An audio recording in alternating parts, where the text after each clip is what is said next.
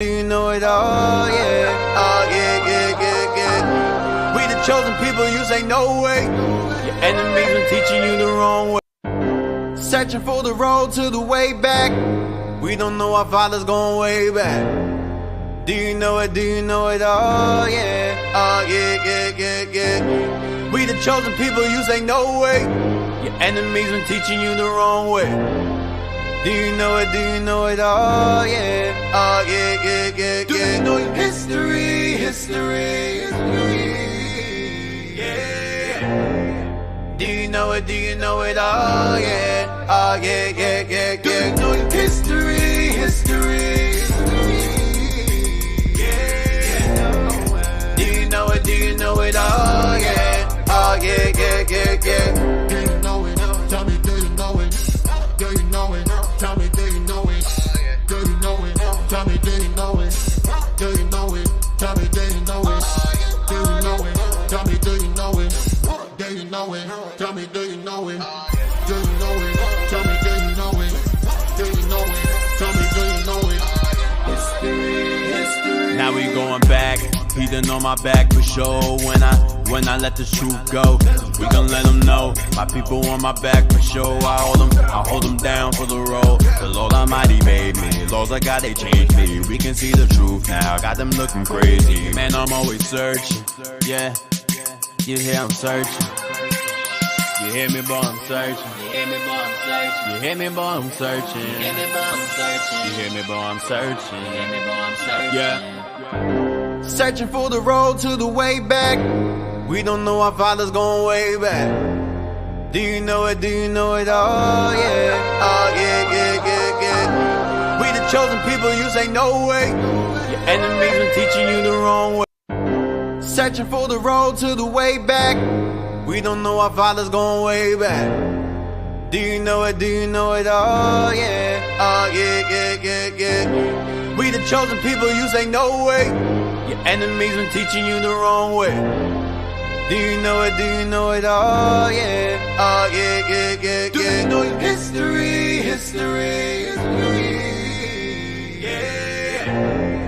Do you know it? Do you know it all? Yeah. Oh, yeah.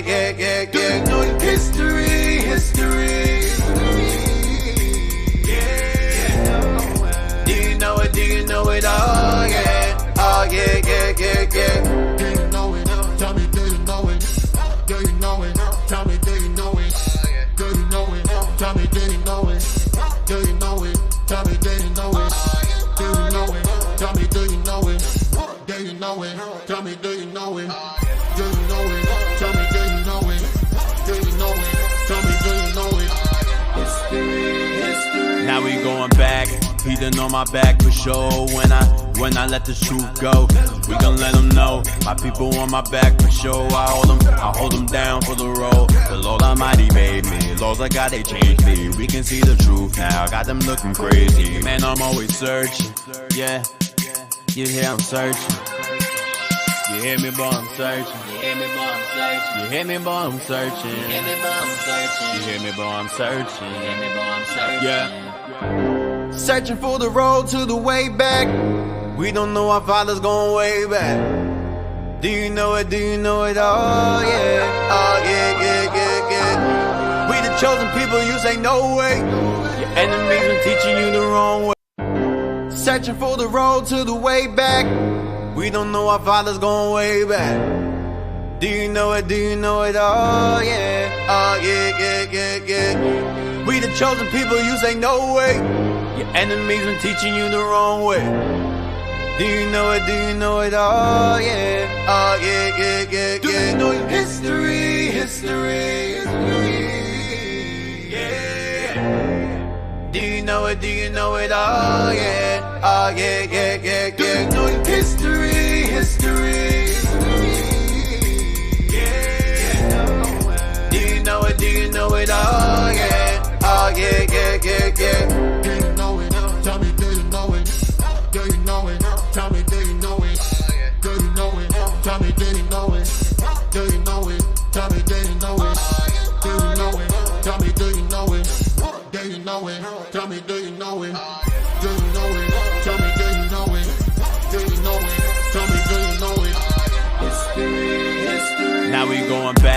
Heathen on my back for sure when I let the truth go. We gon' let them know. My people on my back for sure. I hold them down for the road. The Lord Almighty made me. Laws I got, they changed me. We can see the truth now. Got them looking crazy. Man, I'm always searching. Yeah, you hear I'm searching. You hear me, boy, I'm searching. You hear me, boy, I'm searching. You hear me, boy, I'm searching. You hear me, boy, I'm searching. You hear me, boy, I'm searching. You hear me, boy, I'm searching. Yeah. Searching for the road to the way back. We don't know our father's going way back. Do you know it? Do you know it? Oh yeah. Oh yeah, yeah, yeah, yeah. We the chosen people, you say no way. Your enemies been teaching you the wrong way. Searching for the road to the way back. We don't know our father's going way back. Do you know it? Do you know it? Oh yeah. Oh yeah, yeah, yeah, yeah. We the chosen people, you say no way. Your enemies been teaching you the wrong way. Do you know it? Do you know it? Oh yeah. Oh yeah, yeah, yeah, yeah. Do you know your history? History. Yeah. Do you know it? Do you know it? Oh yeah. Oh yeah, yeah, yeah, yeah. Do you know your history? History. Yeah. Do you know it? Do you know it? Oh yeah. Oh yeah, yeah, yeah, yeah. Do you know it? Tell me, do you know it? Do you know it? Tell me, do you know it? Do you know it? Tell me, do you know it? Do you know it? Tell me, do you know it? Do you know it? Tell me, do you know it? Do you know it? Tell me, do you know it? Do you know it? Tell me, do you know it? Do you know it? Tell me, do you know it? History, history. Now we going back. Heathen on my back for sure when I let the truth go. We gon' let them know. My people on my back for sure. I hold them down for the road. The Lord Almighty made me. Laws I got, they changed me. We can see the truth now. Got them looking crazy. Man, I'm always searching. Yeah, you hear I'm searching. You hear me, boy, I'm searching. You hear me, boy, I'm searching. You hear me, boy, I'm searching. You hear me, boy, I'm searching. You hear me, boy, I'm searching. You hear me, boy, I'm searching. Yeah. Searching for the road to the way back. We don't know our father's going way back. Do you know it? Do you know it? Oh. Searching for the road to the way back. We don't know our father's going way back. Do you know it? Do you know it? Oh yeah. Oh yeah, yeah, yeah, yeah. We the chosen people, you say no way. Your enemies been teaching you the wrong way. Do you know it? Do you know it? Oh yeah. Oh yeah, yeah, yeah, yeah. Do you know your history? History. Yeah. Do you know it? Do you know it? Oh yeah. Oh yeah, yeah, yeah, yeah. Do you know your history?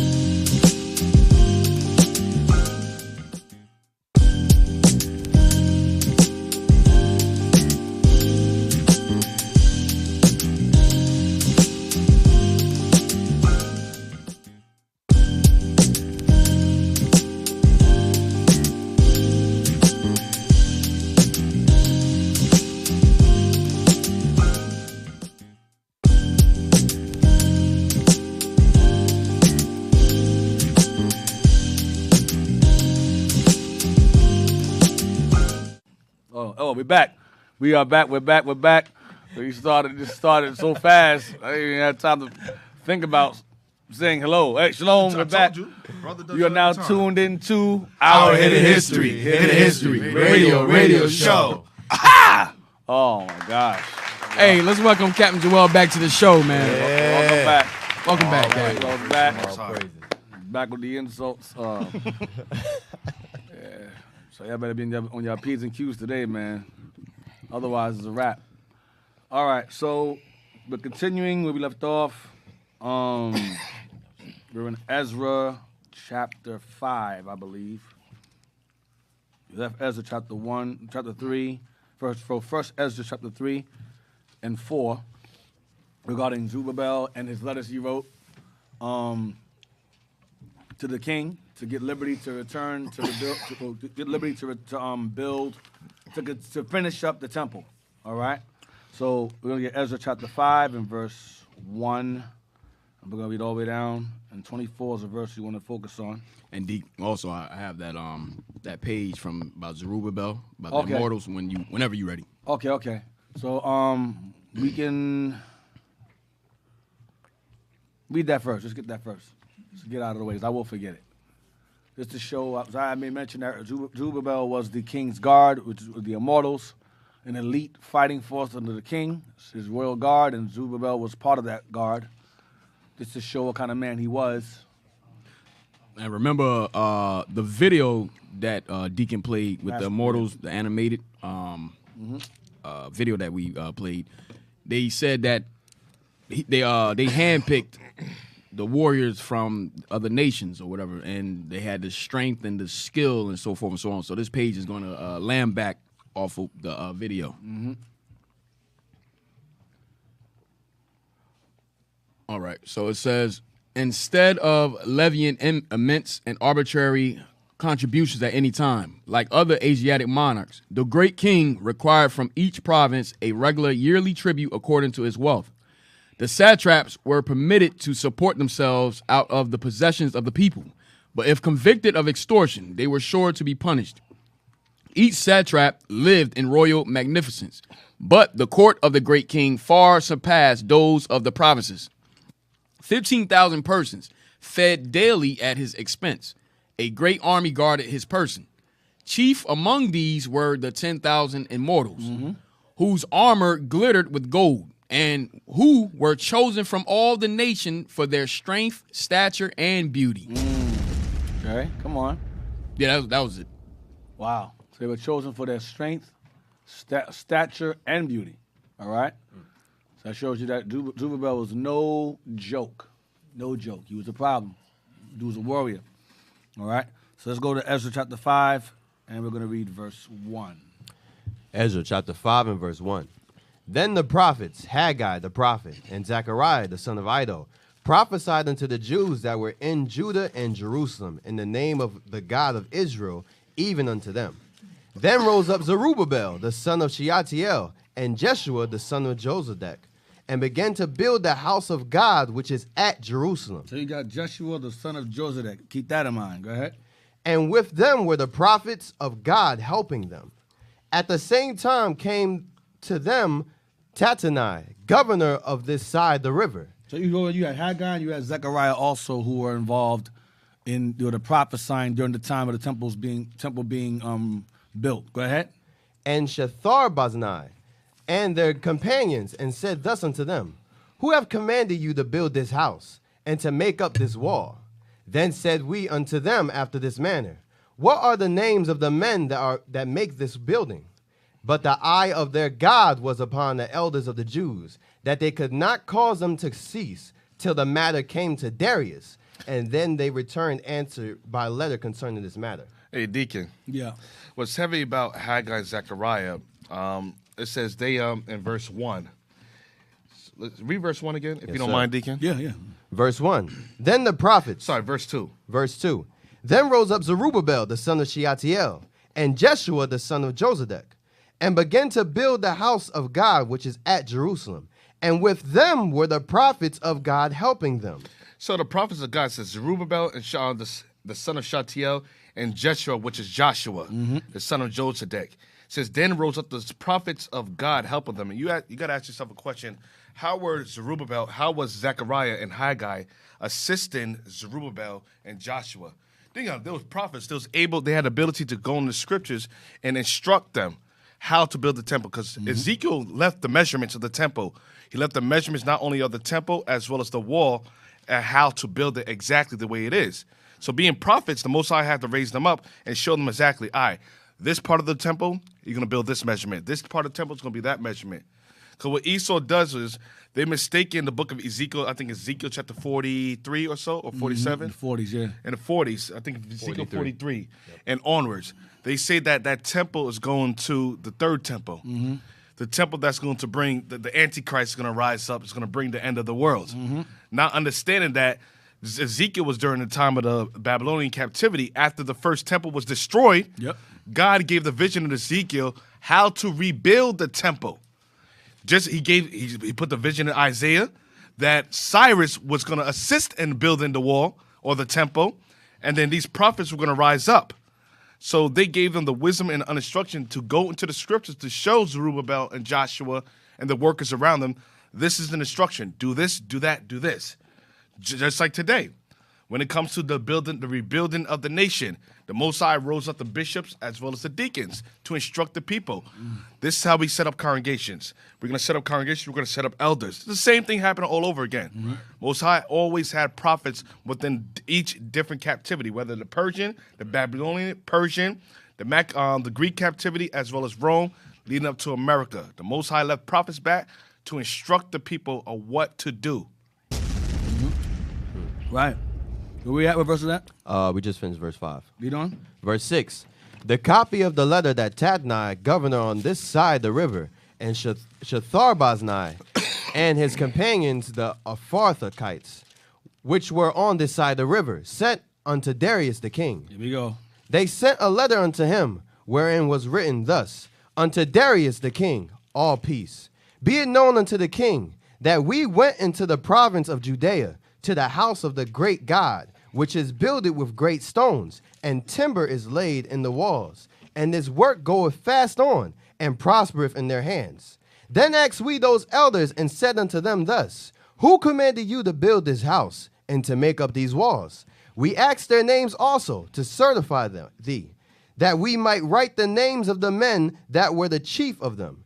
And thus they returned us answer, saying, We are the servants of the God of heaven and earth, and build the house that was builded these many years ago, which a great king of Israel builded and set up. Solomon, go ahead. But after that our fathers had provoked the God of heaven unto wrath, he gave them unto the hand of Nebuchadnezzar, the king of Babylon, the Chaldean, who destroyed this house and carried the people away into Babylon. But in the first year of Cyrus, the king of Babylon, the same King Cyrus made a decree to build this house of God. And the vessels also of gold and silver of the house of God, which Nebuchadnezzar took out of the temple that was in Jerusalem, and brought them into the temple of Babylon, those did Cyrus the king take out of the temple of Babylon, and they were delivered unto one, whose name was Sheshbazzar, whom he had made governor, and said unto him, Take these vessels, go carry them into the temple that is in Jerusalem, and let the house of God be built in his place. Then came the same Sheshbazzar and laid the foundation of the house of God, Zerubbabel, Sheshbazzar. Go ahead. which is in Jerusalem. And since that time, even until now, hath it been in building, and yet it is not finished. Now therefore, if it seem good to the king, let there be search made in the king's treasure house, which is there at Babylon, whether it be so, that a decree was made of Cyrus the king to build this house of God at Jerusalem. And let the king send his pleasure to us concerning this matter. Right. So basically, they got the permission to build. Go ahead. Hold on a second. Read chapter. If I can read mysteries, I got verse 24. There's no verse 24. It's the second year work ceased. Year work ceased. Did we read chapter 6 before? No, we didn't. Get Haggai. Get Haggai chapter 1.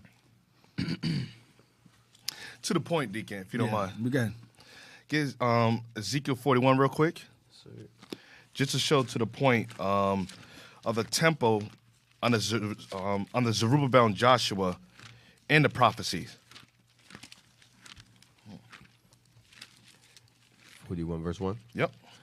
Ezekiel chapter 41 and verse 1. Afterward he brought me to the temple and measured the posts 6 cubits broad on the one side and 6 cubits broad on the other side, which was the breadth of the tabernacle. And the breadth of the door was 10 cubits, and the sides of the door were 5 cubits on the one side and 5 cubits on the other side. And he measured the length thereof 40 cubits, and the breadth 20 cubits. Then went he inward and measured the posts of the door, 2 cubits, and the door 6 cubits. So, just giving you a brief description of the temple and exact measurements that the Most High left with the prophets to instruct them. Because think about it. They come back from captivity, from the Persian captivity. They have no clue, no recollection, no measurements, nothing about the temple. Because Solomon built it. So Solomon didn't leave instructions on how to build a temple, what he measured. What the Most High showed Solomon, he told his workers to what to build.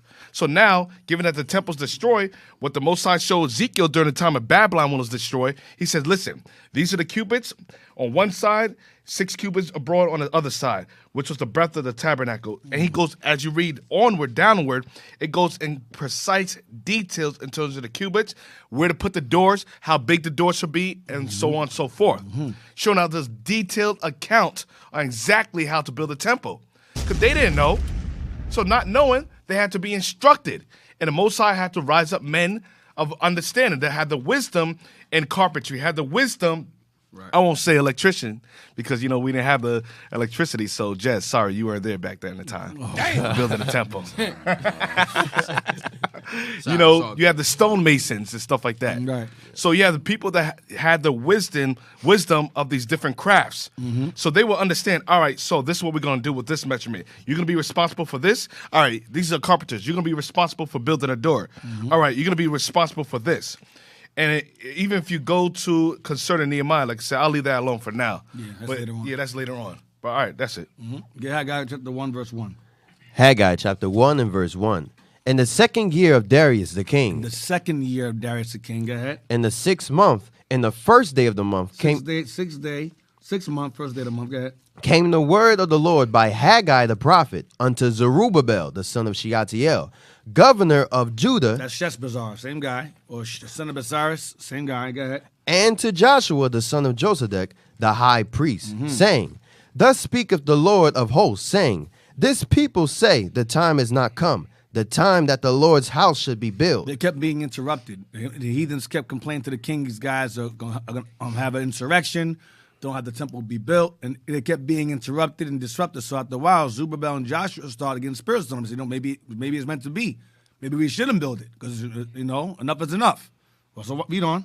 Then came the word of the Lord by Haggai the prophet, saying, Is it time for you, O ye, to dwell in your sealed houses, and this house lay waste? Yeah. Now therefore, thus saith the Lord of hosts, Consider your ways. Ye have sown much, and bring in little. Ye eat, but ye have not enough. Ye drink, but ye are not filled with drink. Ye clothe you, but there is none warm. Right. You're lacking. Go ahead. And he that earneth wages to put it into a bag with holes. Thus saith the Lord of hosts, Consider your ways. Go up to the mountain, and bring wood, and build the house, and I will take pleasure in it, and will be glorified, saith the Lord.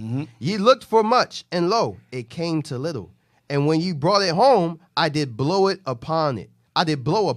Why, saith the Lord of hosts? Because of mine house that is waste, and ye run every man unto his own house. Therefore the heaven over you is stayed from dew, and the earth is stayed from her fruit. And I called for a drought upon the land, and upon the mountains, and upon the corn, and upon the new wine, and upon the oil, and upon that which the ground bringeth forth, and upon men, and upon cattle, and upon all the labor of the hands. Then Zerubbabel the son of Shealtiel and Joshua the son of Josedek the high priest, with all the remnant of the people, obeyed the voice of the Lord their God, and the words of Haggai the prophet, as the Lord their God had sent him. And the people did fear before the Lord. Then spake Haggai the Lord's messenger in the Lord's message unto the people, saying, I am with you, saith the Lord. And the Lord stirred up the spirit of Zerubbabel the son of Shealtiel, governor of Judah, and the spirit of Joshua the son of Josedek the high priest, and the spirit of all the remnant of the people. And they came and did work in the house of the Lord of hosts their God. And the 4th and 20th day of the 6th month, in the 2nd year of Darius the king. Chapter 2? Haggai chapter 2, verse 1. In the 7th month, in the 1 and 20th day of the month, came the word of the Lord by the prophet Haggai. No, that's all I want. So get Zechariah 1. Yes, sir. So Zerubbabel and Joshua, they lost hope because they felt like, one thing, we keep being disrupted. We keep getting mandates to stop building, so maybe they're meant to be built. And they start chilling out. The Lord said, I'm gonna give you guys hell. I'm gonna give you drought and famine. So you have a hard time because the Lord's house is not being built, but your house is good. No, that's not how this works. So the Lord's letting Zerubbabel and Joshua know this ain't about you. You gotta build this temple. The hell with your house. You gotta build my house. So the Most High provoked them, and they were inspired by the prophets to go and build. They were motivated. If they lost motivation, and Haggai and Zechariah was set up there to be the motivation they needed to build that temple. Go ahead. Zechariah chapter 1 and verse 1. So Haggai and Zechariah were around the same time. Go ahead. In the 8th month, in the 2nd year of Darius, came the word of the Lord unto Zechariah, the son of Berechiah, the son of Iddo, the prophet, saying, The Lord hath been sore displeased with your fathers. Therefore say thou unto them, Thus saith the Lord of hosts, Turn ye unto me, saith the Lord of hosts, and I will turn unto you. Remember, Haggai was the 6th month. Zechariah is the 8th month. Go ahead. Saith the Lord of hosts, Be ye not as your fathers, unto whom the former prophets have cried, saying, Thus saith the Lord of hosts, Turn ye now from your evil ways and from your evil doings. But they did not hear, nor hearken unto me, saith the Lord. Your fathers where are they? And the prophets, do they live forever? By my words and my statutes which I commanded my servants the prophets, did they not take hold of your fathers? And they returned and said, Like as the Lord of hosts thought to do unto us. What verse you in? Verse 9. Okay. According to our ways and according to our doings. That's verse 6. Verse 6. Sorry, verse 6, sorry. Yeah, what the hell? Not only does he not know how to read, but he doesn't know how to count as well. Oh. In the beginning. It's coming out. Black people. It begins. Lack of reading in your schools. No education. All the schools is 1. Oh, wow. All those schools are rated 1? Wow. Oh, wow, Jay. That was terrible, man. Well, we're in verse 6. Verse 6, sir. All praises. Verse Oh, 6. my God. I apologize, brother. Nice to have you back. We Cat. just had Day of Atonement, so I gotta apologize to the brother. Oh, man. Maybe wait for the next Day of Atonement. David told was like months ago. Oh, you know what? I've been counting. I'm looking at Deacon's classes and I said, damn, I'm kind of running out of Day of Atonements. Yo, I'm starting to count down. Like, how many more Day of Atonements do I have left? Yeah, you've been taking advantage. You've been taking advantage of the Day of Atonement. Oh, my God. Now we getting down to the wire. It's got to stop. Verse 6, man. Verse 6. That was terrible, man. But my words and my statutes, which I commanded my servants the prophets, did they not take hold of your fathers? And they returned and said, Like as the Lord of hosts thought to do unto us, according to our ways and according to our doings, so have he dealt with us. Yeah. Upon the 4th and 20th day of the 11th month, which is the month Sabbath, in the 2nd year of Darius came the word of the Lord unto Zechariah, the son of Berechiah, the son of Iddo the prophet, saying, I saw by night, and behold, a man riding upon a red horse, and he stood among the myrtle trees that were in the bottom, and behind him were there red horses, speckled and white. Then said I, O my Lord, what are these? And the angel that talked with me said unto me, I will shew thee what these be. And the man that stood among the myrtle trees answered and said, These are they whom the Lord hath sent to walk to and fro through the earth. And they answered the angel of the Lord that stood among the myrtle trees and said, We have walked to and fro through the earth, and behold, all the earth sitteth still and is at rest. Then the angel of the Lord answered and said, O Lord of hosts, how long wilt thou not have mercy on Jerusalem and on the cities of Judah, against which thou hast had indignation these 70 years? These 70 years. Go ahead. And the Lord answered the angel that talked with him with good words and comfortable words. So the angel that communed with me and said unto me, Cry thou, saying, Thus saith the Lord of hosts, I am jealous for Jerusalem and for Zion with a great jealousy. And I am very sore displeased with the heathen that are at ease, for I was but a little displeased, and they helped forward the affliction. So the angel that communed with me said unto me, Cry thou, saying, Thus saith the Lord of hosts, I am jealous for Jerusalem and for Zion with a great jealousy, and I am very sore displeased with the heathen that are at ease, for I was but little displeased, and they have helped forward the affliction. So whenever Israel is in captivity, these nations made certain to rub it in our face, It was like pouring salt in the wound. On the wound. That's these nations that do that. So it was Israel, the angels of God are saying like, yo, these guys, man, these nations is terrible. Like, how long is this going to go on? Go ahead. Verse 16. Therefore, thus saith the Lord, I am returned to Jerusalem with mercies. My house shall be built in it, saith the Lord of hosts. So this vision that Zechariah is seeing was a vision that was a conversation going on in the heavens during a time when Israel was in Babylon and the temple was not built. So the angel complained to the Lord, saying, "When's the temple going to be built? How long you going to be mad at Israel? Okay, these 70 years." And the Lord said to the angel, "Listen, I'm gonna rebuild the temple in time. I have it rebuilt."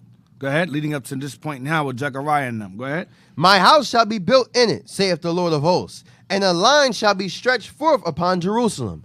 Cry yet, saying, Thus saith the Lord of hosts, my cities through prosperity shall yet be spread abroad, and the Lord shall yet comfort Zion, and shall yet choose Jerusalem. Then lifted I up mine eyes, and saw, and behold, 4 horns, and said unto the angel that talked with me, What be these? And he answered me, These are the horns which have scattered Judah, Israel, and Jerusalem. Right, the 4 horns is going into the captivities. That's doing what Daniel said. Go ahead. And the Lord that goes into Babylon. That goes into Babylon. That goes into Persia, Greece, and Rome. That's the 4. Go ahead. And the Lord shewed me 4 carpenters. Then said I, What come these to do? And he spake, saying, These are the horns which have scattered Judah, so that no man did lift up his head. But these are come to fray them, to cast out the horns of the Gentiles. See, those horns are Gentiles. Go ahead. Which lifted up their horns over the land of Judah to scatter it. So the 4 carpenters would be Zerubbabel, that'd be Daniel, that'd be Maccabees, and that'd be Christ. It's going in the order. All right? Zerubbabel. Well, Daniel first. Daniel, then Zerubbabel, and then the Maccabees, and then Christ in Rome. So the 4 horns are the 4, because Daniel 7.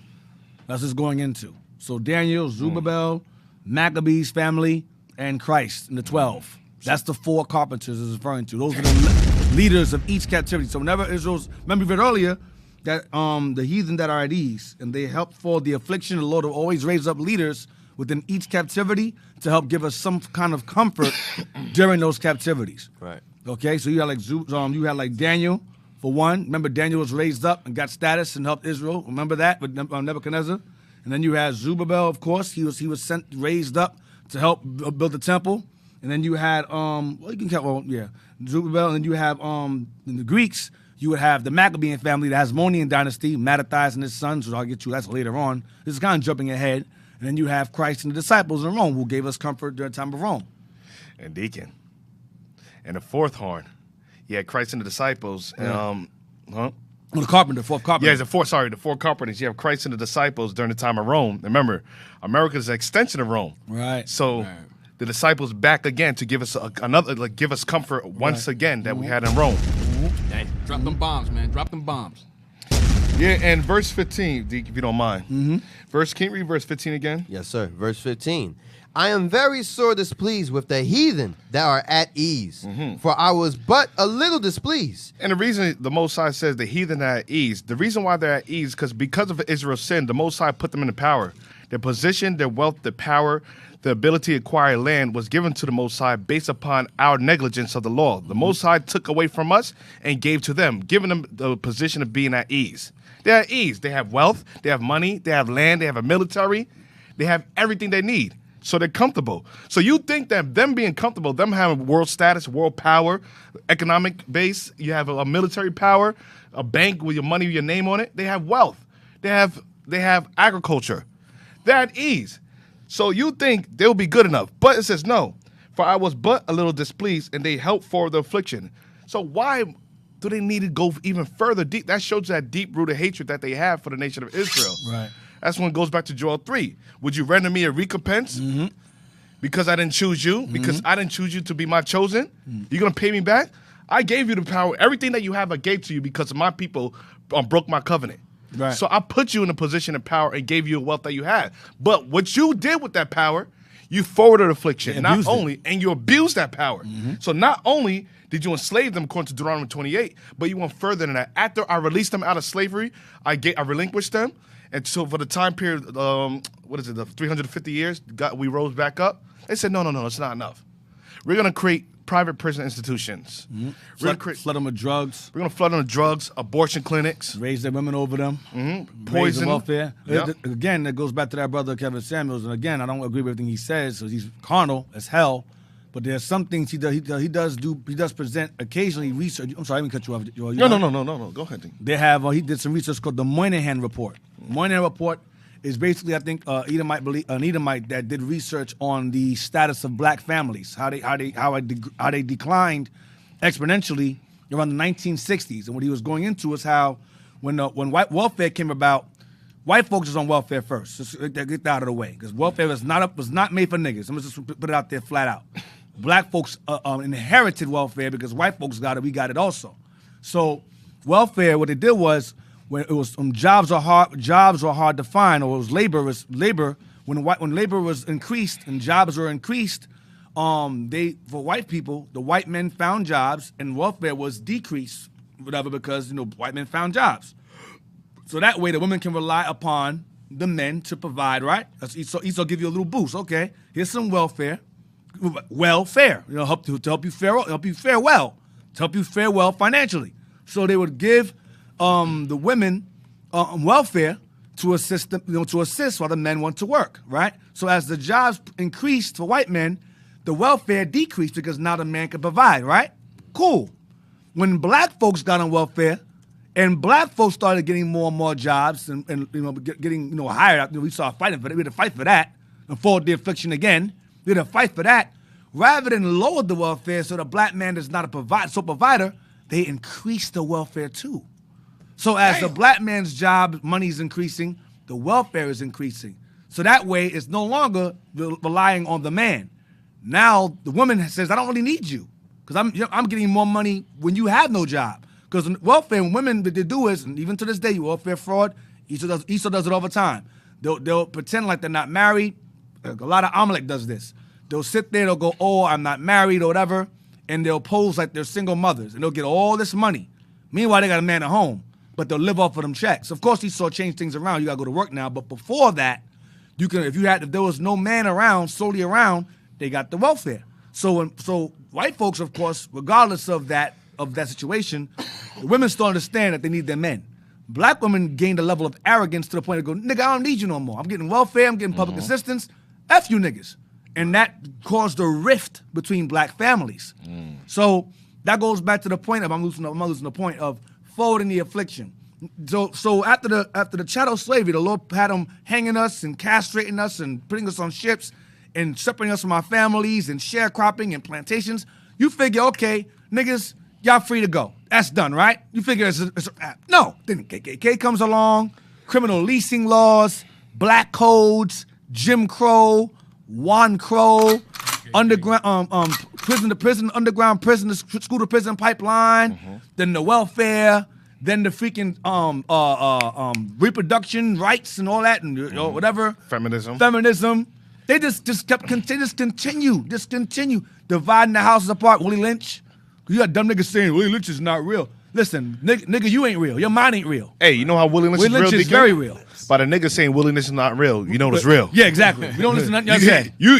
You proved that point. It is real now. Right, And now it's real. And Deke, also, don't forget the redlining that they do to our people, too. They redline us to these different neighborhoods. Zoning laws.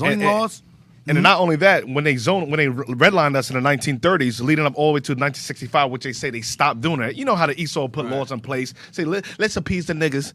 No, like I said, the redlining was set up perfectly to push us in the community so they could do a census on us, so they keep track of niggas, so they know how to further destroy our community. Right. That's all you had. NARO was created in 1969 by you have somebody called Bernard Nathanson, which was he was an advocate for the abortion clinics. He's the one that had it passed or advocated for reproduction rights and incorporated into the feminist bill. And in 1972, that's when Roe versus Wade passed, and it was made legal on a national basis through the Supreme Court. Roe versus Wade, because prior to that, the argument was that it wasn't legalized. It should be legal because the millions of women are dying, or thousands of women are dying because they're doing illegal abortion. So that was the argument, which was based upon a lie. It was an extreme small percentage. Wow. So they basically exaggerated the numbers of the fact that people were dying, were killing themselves, whatever. And then on top of that, they put with the redlining thing. The reason I went to the redlining thing is because that showed that gave them the blueprint of where to put the abortion clinics. Because if we could put all the niggas bunched up in the corner in these specific locations, then we know how to further destruction. We know where to put concentrated area of Negroes, of Hispanics. We'll put these restaurants here, the fast food restaurants here. Right. We'll put the abortion clinics here. They'll get fat and soppy and just destroy themselves and not even realize they're destroying themselves. Fat, sloppy, and horny. Right. So that's pretty much what happened. Dig, I'm sorry, not to prolong, but going back to the job field, back in the 30s and the 40s, as far as the jobs, like a lot of the jobs back then were trading the trades and so forth. Right. Why do you think they created the union? Right. They created the union so Esau could protect themselves, so they don't get fired and so forth. They kept the union to keep us out of the trading. That's a setup, bro. To keep us out of having the good jobs and so forth. So that's why they have the union now. Right. But now they had to pass the what's it called? Affirmative action, so that we, allow a certain amount of blacks. Because black folks are willing to work for lower wages than white folks. So white folks are, listen, man, you niggas just come up in here taking our jobs and getting paid less. That ain't cool. And that's why they form the union to keep them from losing their jobs, so they won't replace us with them. Right. So unions are formed. All right. So where we at? I just noticed something. What? I had an epiphany. Oh God. When he played that, what is that? What do we call that? Ad-lib? Ad-lib? Yeah, ad-lib. That's a setup, bro. Yo, where's the Haitians on the show today? Wow. That sparked that curiosity? Yeah. Oh, Levi. Yeah. Yo, it's all Judites. That's why I feel extra powered. I feel powered up. Like there's something in my spirit that, I feel loose. Wow. Hey, all praises, Cap. You said all Jews. Yeah, no, Deke. You know- Deke, don't do that, Deke. Oh, that's right. Oh, snap. No, I let that slip. No. When Levi's on the show, I feel some of my virtue being taken from me. With Christ, he said, "Yo, I felt some of my virtue taken from me." The worst, Yo, bro. when Judas here, the power is shared. When Levi's here, they take some of my spirit away from me. Wow. So they can contribute to the show. Dang. Wow. Yeah, I love you, brothers. Officer Hein, Officer Lacroix, you gotta forgive me, brothers. They're not even here, man. Wow. Oh, praise. Zechariah 3:1. Zechariah chapter 3 and verse 1. I'm sorry. On top of them giving us freedom, they go and they flood the towns we live in. Oh gosh. And drop bombs on them. Damn. I can't leave that out. I'm sorry. I couldn't leave it out. This for the affliction. Go ahead. Zechariah chapter 3 and verse 1. They did in Philly, and they did in Tulsa, Oklahoma. They did it in Atlanta too. Georgia. Damn. They did it in Georgia. Damn. Drop the bombs? Huh? Drop the bombs? No, flooded. Flooded. Okay, It's yeah. like over I'm 100. talking about the drop of the bombs. Oh, the bombs. Yeah. Yeah. Oh, yeah. An Africa movement. Yeah, Africa. Yeah. Man, that goes into The Ezekiel. movement. What's that? Ezekiel 35:5, the perpetual hatred. Yeah, man. That's what they have. Zechariah 3:1. Zechariah chapter 3 and verse 1. And he showed me Joshua the high priest standing before the angel of the Lord, and Satan standing at his right hand to resist him. Because remember, Joshua them out of their spirit because they lost motivation. So Satan was on them. Go ahead. And the Lord said unto Satan, The Lord rebuke thee, O Satan. Even the Lord that hath chosen Jerusalem rebuke thee.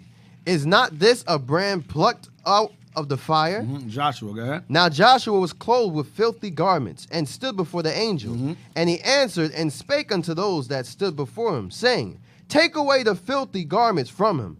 And unto him he said, Behold, I have caused thine iniquity to pass from thee, and I will clothe thee with change of raiment. Joshua is out of the spirit. Go ahead. And I said, Let them set up fair mitre upon his head. So they set a fair mitre upon his head, and clothed him with garments. And the angel of the Lord stood by. And the angel of the Lord protested unto Joshua, saying, Thus saith the Lord of hosts, If thou wilt walk in my ways, and if thou wilt keep my charge, then shalt thou also judge my people, and shalt also keep my courts. And I will give thee place to walk among these that stand by thee.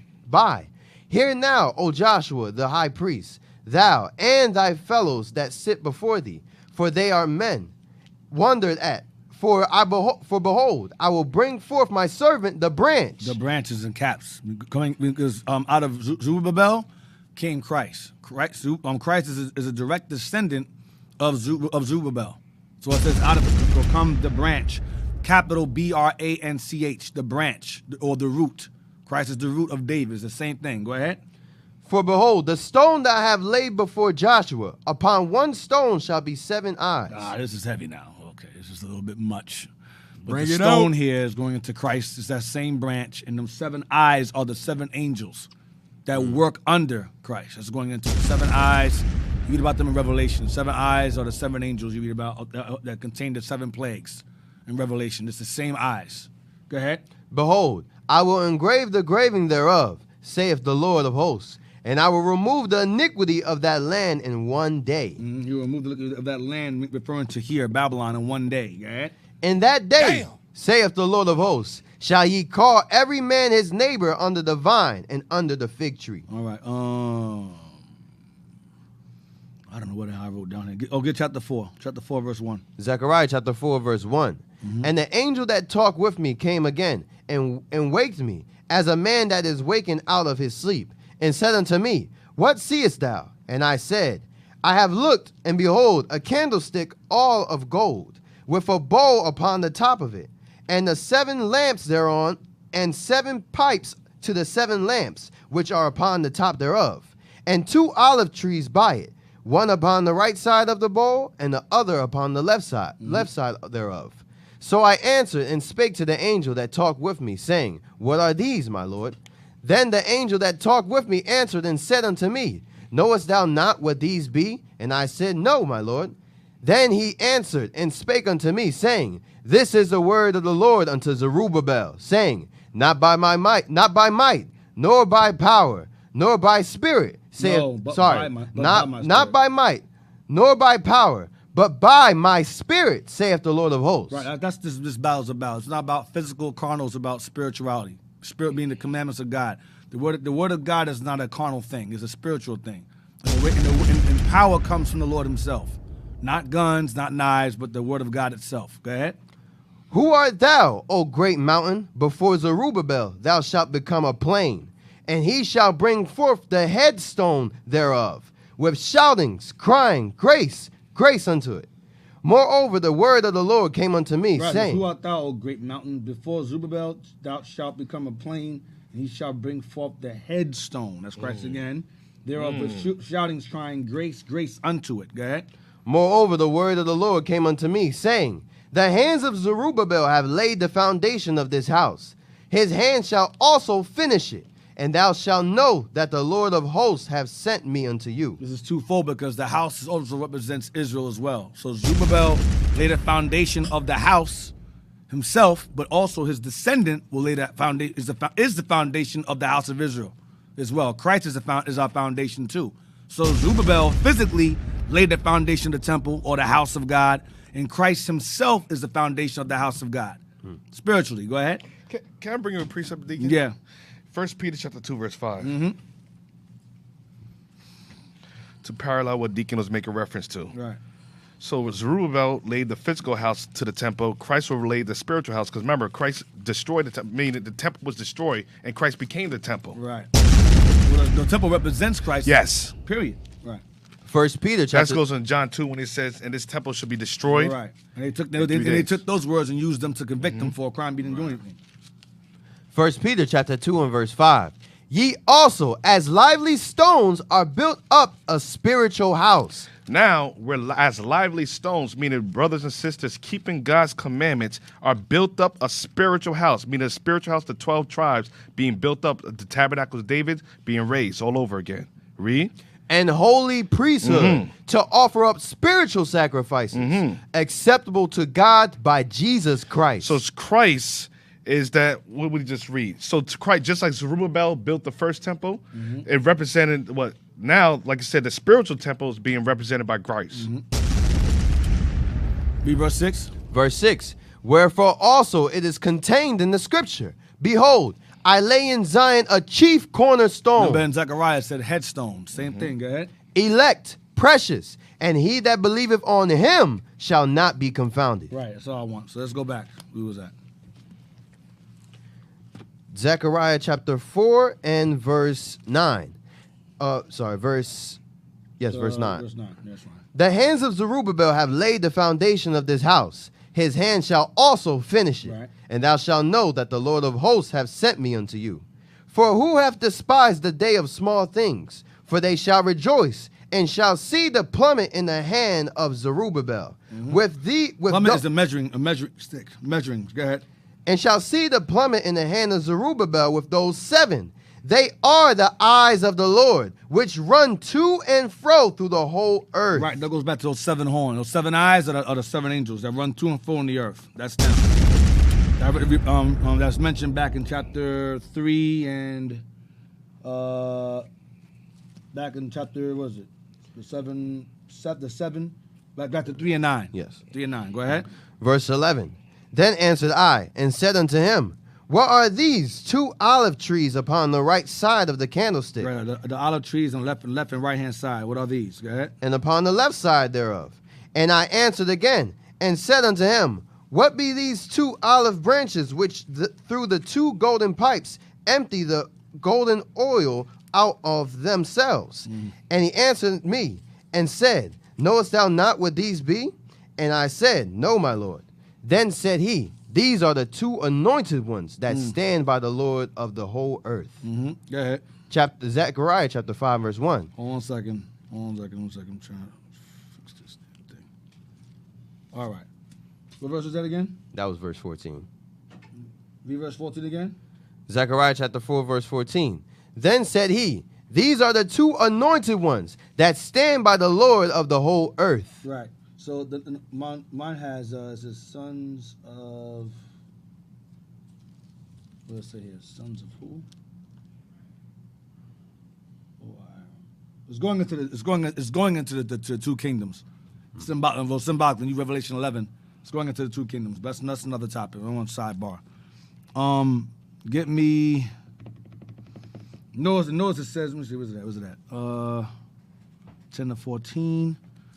What I put? 2nd year and 8th month. That's what I put there. Get 1 Ezra 5. 1 Ezra 5. There's a lot of heavy stuff in Zechariah, a lot. So it's going to take us somewhere else. I don't want to go there because it's not part of the class. Some of y'all are like, oh man, the meat's in there, man. I know, but no. I'm not gonna lie, Deacon. I was gonna. I'm kind of, spectating that. Like, you can go over that, sir. Verse just 5. I didn't want to say anything. I know you didn't. But that's just 5 and 5. I was waiting for after class. 11 out of there. We're gonna talk after class. Oh my gosh. But that's just 5 and 5. Yeah, First, I'm sorry. Yeah, I got a question too. Oh God. First, that's just 5 and 5. You might as well just make this a Q&A now. First Ezra chapter 5 and verse 5. The priests, the sons of Phinehas, the son of Aaron, Jesus, the son of Josedek, the son of Sarias, and Joachim, the son of Zerubbabel, the son of Salathiel, of the house of David, out of the kindred of Pharez, of the tribe of Judah. Now, this verse here is written, is an error, meaning a comma is missing. So I'll help you. It says, the priests, the sons of Phinehas, the son of Aaron. Phinehas is the son of Aaron. It says, Jesus, the son of Josedek. Read that numerous times. It says, the son of Sarias. So Josedek is the son of Sarias. Sarias is Greek for Sariah. Keep that in mind. It says, in Joachim, the son of Zerubbabel. Now, Joachim is not Zerubbabel's son. Okay? Joachim is the son of Joshua or Jesus. Okay? So it should be in Joachim. In Joachim, the son of Jesus. That's what it should say. Comma, Zerubbabel. So it should say Joachim, the son of Jesus. Comma, Zerubbabel, the son of Shealtiel. That's what's missing. So as it says, Joachim, the son of, Jesus is left out. There's an error here. Jesus is left out. So it's supposed to be Phinehas, the son of Aaron, Jesus, the son of Josedek, the son of Sarias, and Joachim, the son of Jesus. comma, Zerubbabel, the son of Shealtiel. Okay? Or Salatiel, right? Yeah, Salatiel, the house of the house of David. Because Zerubbabel did not have a son named Joachim. Joachim is Joshua's son. Okay? So what I put in my Bible up over the pencil, I put a comma behind son of, next behind son of, and I put Jesus there. Then Zerubbabel, son of Salatiel. All right? So when it says, and Joachim, the son of, comma, the son of Jesus, then comma. All right, that's how it's supposed to be. That's the error there. That's how it was either a misprint or something, but it's not. It's written wrong. All right, it's written wrong in that verse. So now y'all understand. Y'all crazy. So that's how. That's pretty much what was there. That's pretty much it. Why am I going through this? Why did I go there? Oh, okay. So it mentions Phinehas, the son of Aaron, and Jesus, the son of Josedek. Right? Time we got. Oh, going pretty well. Son of Josedek, right? The son of Jesus. So the son of Sarias. The son of Josedek, the son of Sarias. Now remember earlier I showed y'all back in Ezekiel 8 when the Lord sent Ezekiel visions of what was going on in the temple. Israel was doing mad evil. They were worshiping idols and facing the sun and weeping for Tammuz, all that nonsense. Right. And the Lord set a mark upon those who sign cry for the abominations and kill those and spare others. Remember that? That's why I went back there. I went there for that reason. Get me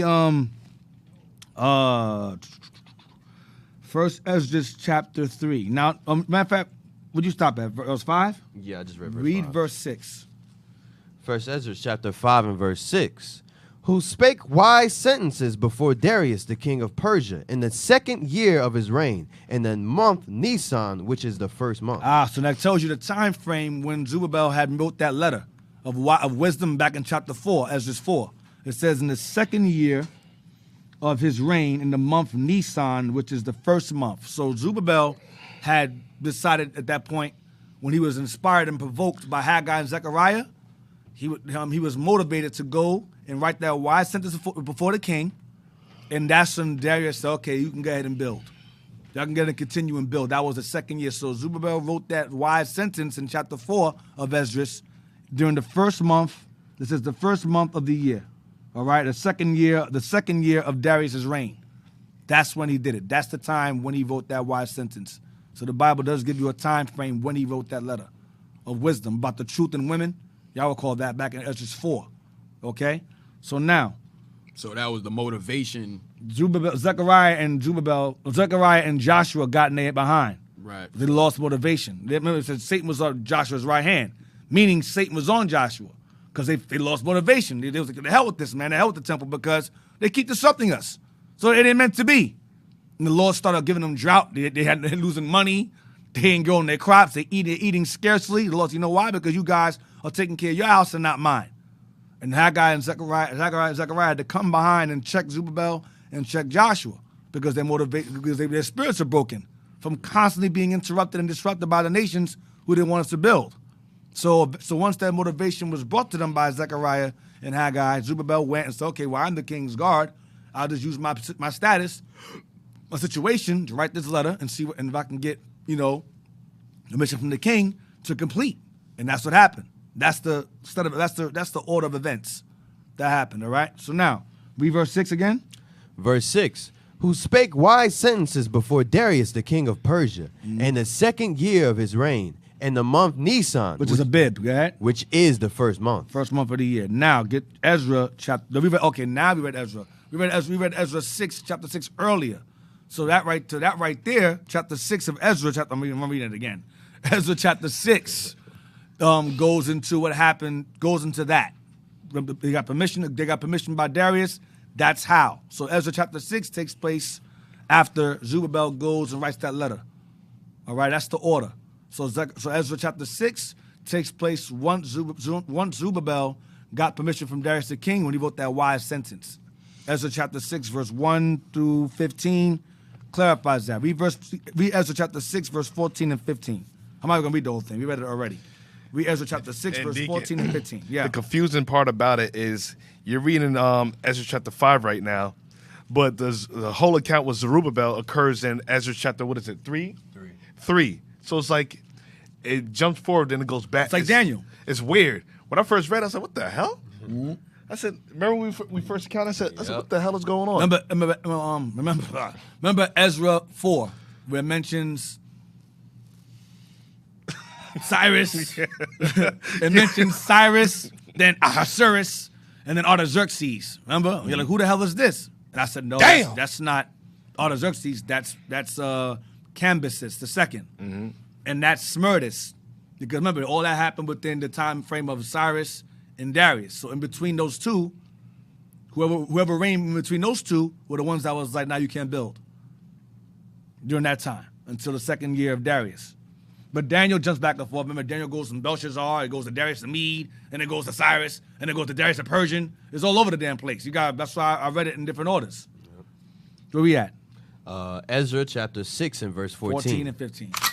And the elders of the Jews builded, and they prospered through the prophesying of Haggai the prophet. See, they prospered because they were motivated. Go ahead. And Zechariah the son of Iddo. And they builded and finished it, according to the commandment of the God of Israel. Right. And according to the commandment of Cyrus and Darius and Artaxerxes, king of Persia. And this house was finished on the 3rd day of the month, Adar, which was in the 6th year of the reign of Darius the king. You said 14, 15? Yeah, one second. Let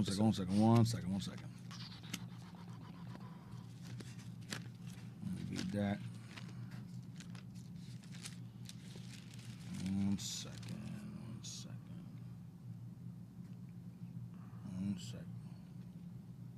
That's Ezra 6, right? Yes, sir. 1 second.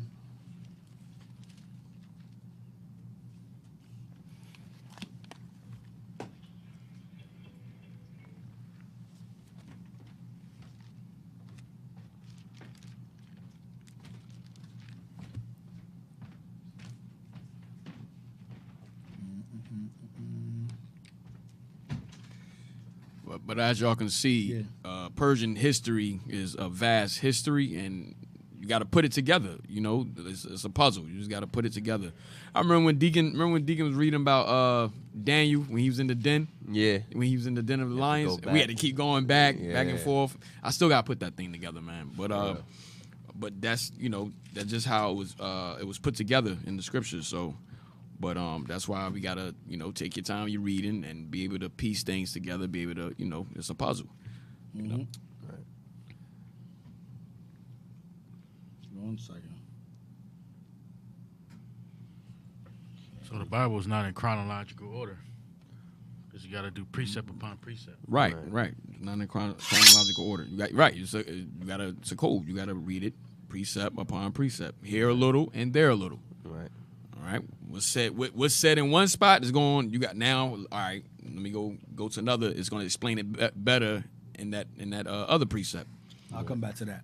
All right. Give me good Sirach 49. I'll come back to that. Sirach 49. I might go back to that next week. I'll revisit that again. You see something else. Sirach 49. I don't want to waste my time looking at that, and I'll go back to that. Sirach 49. Verse 11? Yep, 11 and 12. No, 11 and 12, yep. Sirach chapter 49, verse 11.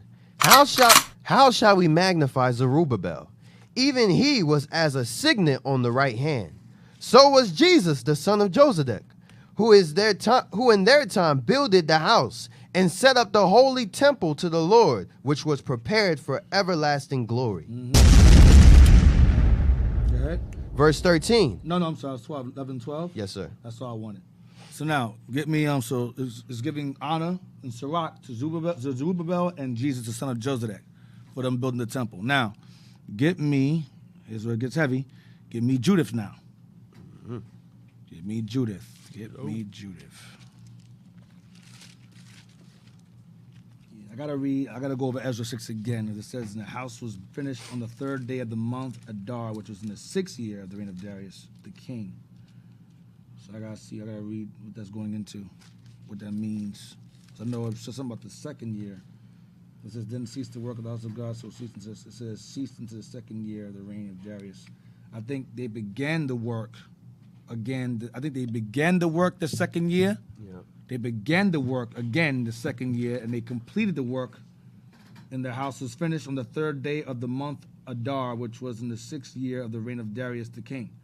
So they finished building the temple by the 6th year, it says, of Darius, not the 2nd. So I'm mistaken. So the work ceased up until the 2nd year of the reign of Darius, and the work was finished by his 6th year. And it says of Cyrus, it says, according to the commandment of Cyrus, Darius, and Artaxerxes, king of Persia. So this Artaxerxes here is not going into Xerxes of Esther. Artaxerxes is going into what's his name? Cambyses. It's going into that. Then so they've actually finished the 6th year of the reign of Darius, not the 2nd. They started again the 2nd. Yesterday they finished. They restarted work on the temple the 2nd year of Darius. When Zerubbabel wrote that wise sentence, I showed that before, and they completed that work the 6th year of his reign. Okay, the 6th year of his reign.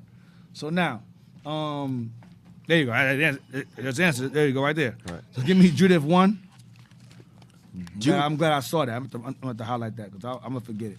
Oh, what I miss? I said that I said a few times actually, which is wrong, that they finished the work during Darius' 2nd year. They didn't finish the work.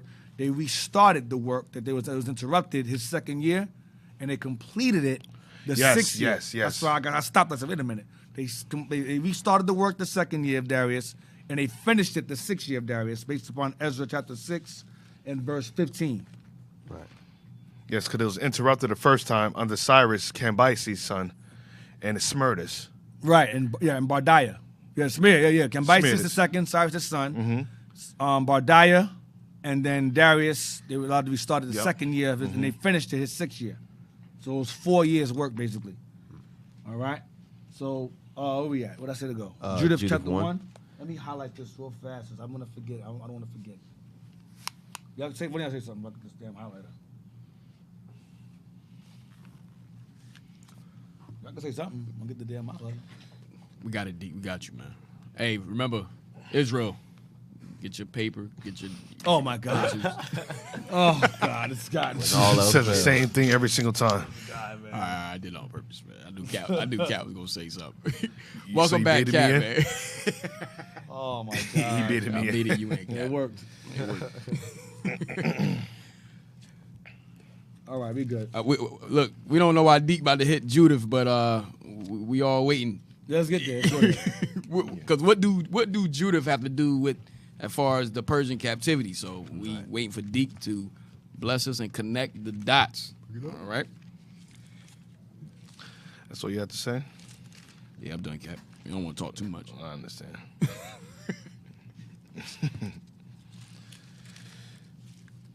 Yep. So let's go. I got it. I just came back. I don't know where we are. I just want to underline and highlight it so I won't forget it. I won't forget it. I'm going to say, can you do that later? Run out of words. Oh, my gosh. Only a few minutes, man. I was like, Judith 1, and we're going to read verse 1. Judith chapter 1 and verse 1. Yeah. In the 12th year of the reign of Nebuchadnezzar, who reigned in Nineveh, the great city, in the days of Arphaxad, which reigned over the Medes in Ecbatani. Ecbatane. So. Who is this Nebuchadnezzar? Now, oftentimes, most scholars say that this book is not canon because it has, what's the word I'm looking for? Anachronisms in it.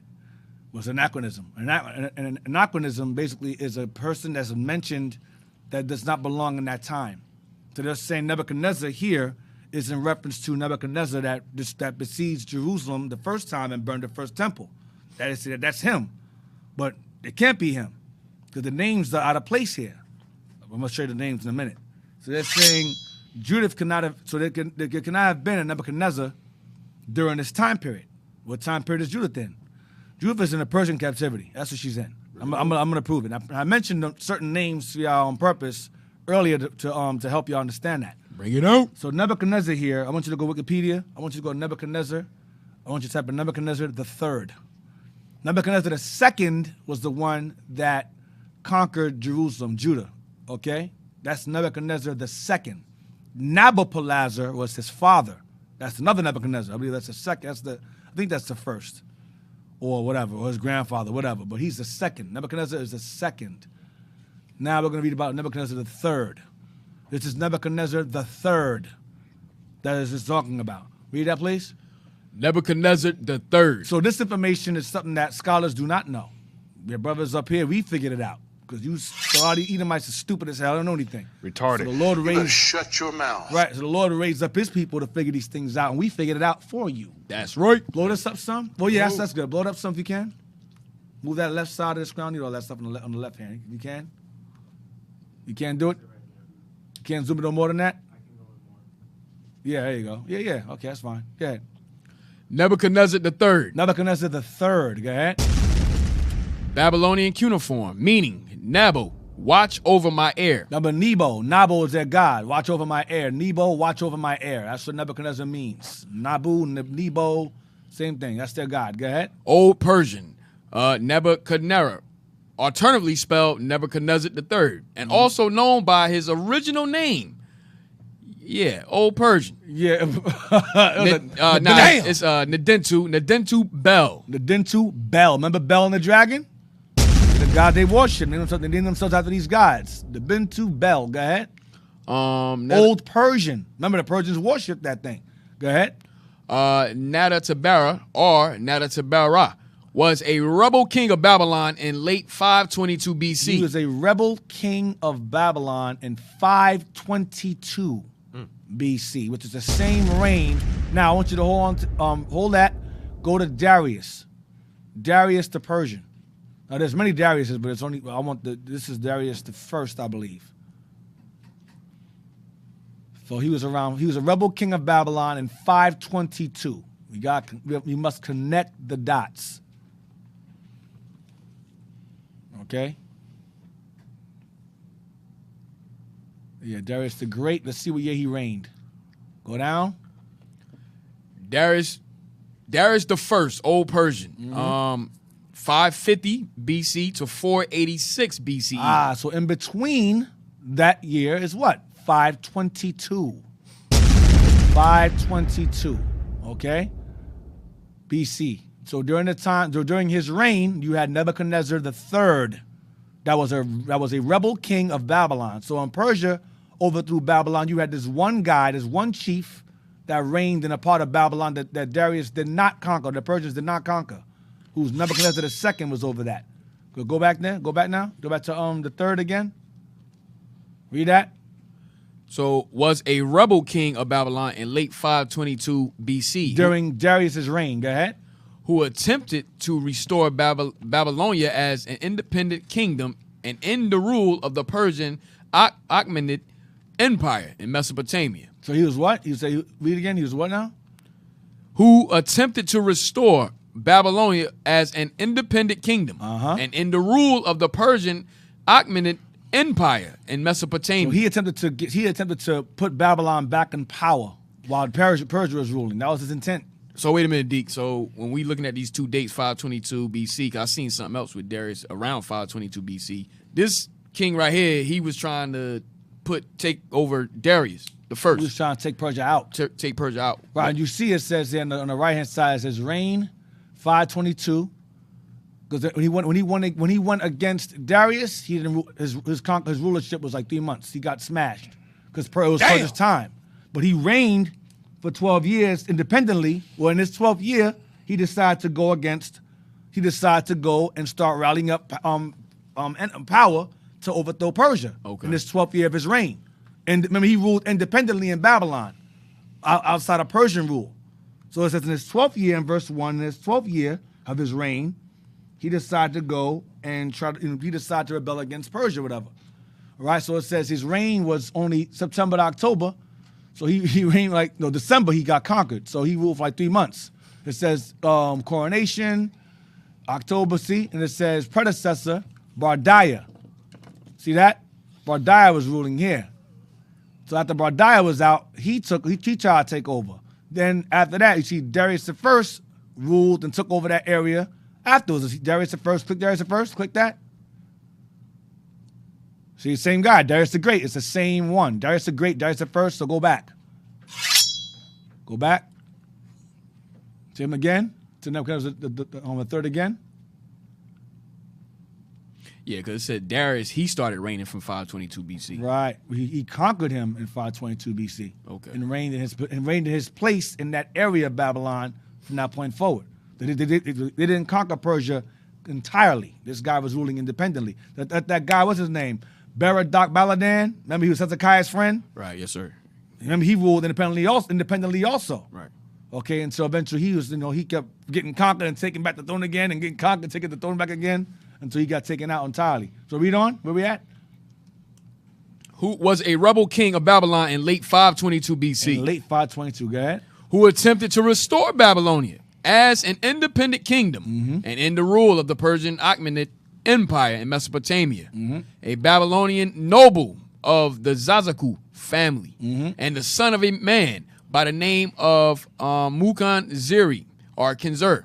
Nadentu Bel took the regnal name Nebuchadnezzar upon his accession to the Babylonian throne and claimed to be a son of Nabonidus. Nabonidus, sorry. He couldn't be a son of Nabonidus. Nabonidus is the father of Belshazzar, the king of Belshazzar. It's the same Belshazzar that was in Daniel 5. He claimed to be his brother.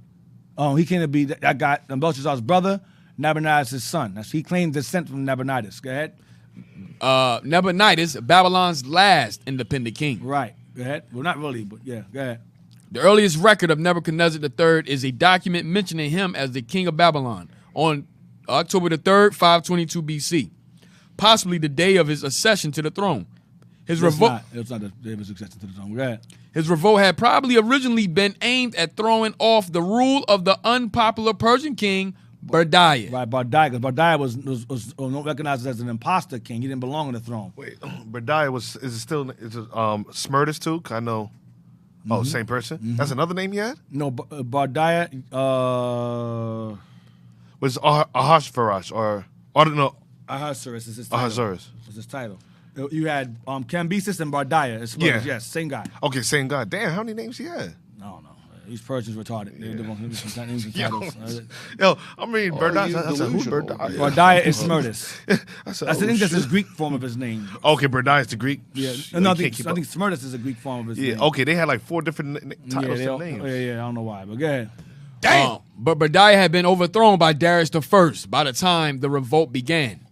Nebuchadnezzar III quickly established his rule in Babylonia, seizing control of not only Babylon itself, but also the cities of Bersippa, Sippor, and Ukra. That's all I want. So basically, this Nebuchadnezzar in Judith chapter 1 is Nebuchadnezzar III.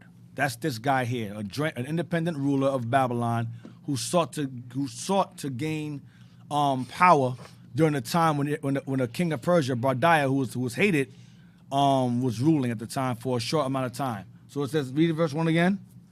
Judith chapter 1 and verse 1. In the 12th year of the reign of Nebuchadnezzar, who reigned in Nineveh, Babylon, same place, the great city, in the days of Arphaxad, which reigned over the Medes and Ecbatane.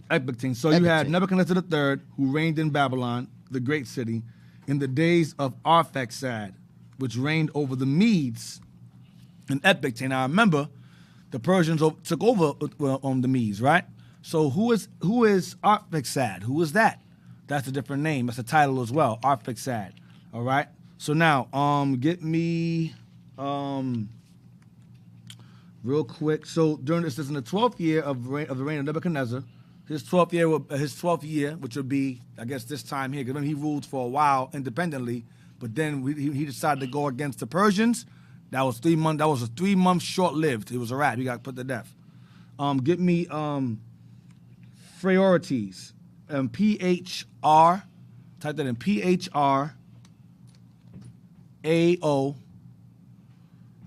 PHRAORTES. In Britannica.com. Britannica.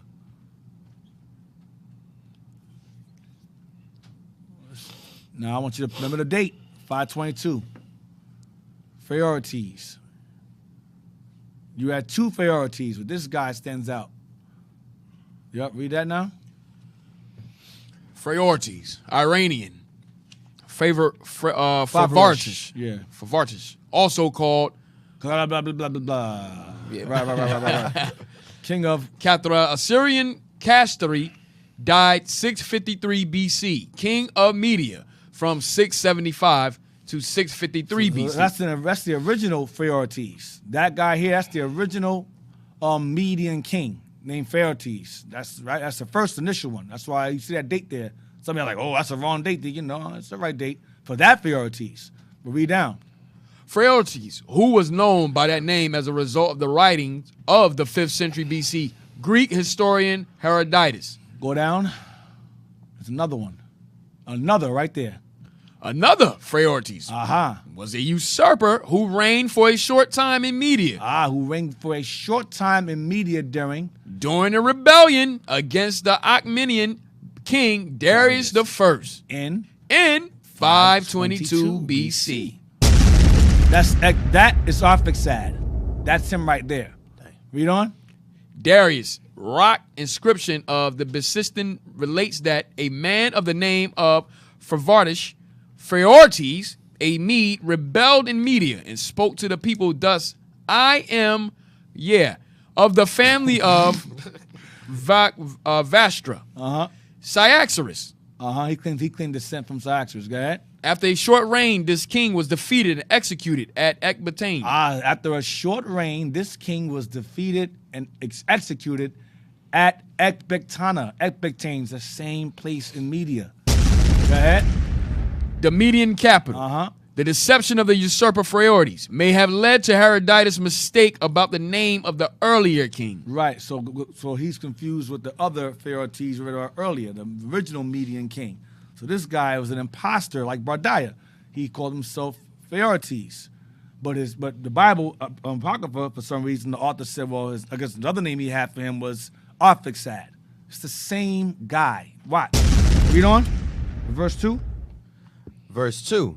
And built in Ecbatane walls round about the stones hewn 3 cubits broad. Remember, Arphaxad was killed within that capital. He was killed in his own capital. Go ahead. And made the height of the wall 70 cubits, and the breadth thereof 50 cubits, and set the towers thereof upon the gates of it, 100 cubits high, and the breadth thereof in the foundation 60 cubits. And he made the gates thereof even gates that were raised to the height of 70 cubits, and the breadth of them was 40 cubits, for the going forth of his mighty armies, and for the setting in array of his footmen. Even in those days, King Nebuchadnezzar made war with King Arphaxad. Even those days what? Even in those days, King Nebuchadnezzar made war with King Arphaxad. They were fighting. Remember the time frame, 522. Go ahead. In the great plain, which is the plain in the borders of Rago. That's Media. Go ahead. And there came unto him all they that dwelt in the hill country, and all that dwelt by Euphrates and Tigris, and Hydaspes, and the plain of Arioch, the king of the Elamians, and very many nations of the sons of Chelad assembled themselves to the battle. Take your time. Yes, sir.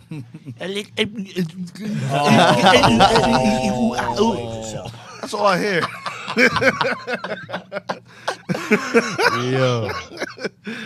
Yo, Damn. Can't read through a complete sentence. Oh my God! I don't even know what he's saying over here. Can't you read that whole script all over again? You missed the whole. I can try, Cap. Damn, bro, I'll pray for you, man. All praises, man. I don't even know what the script is about anymore.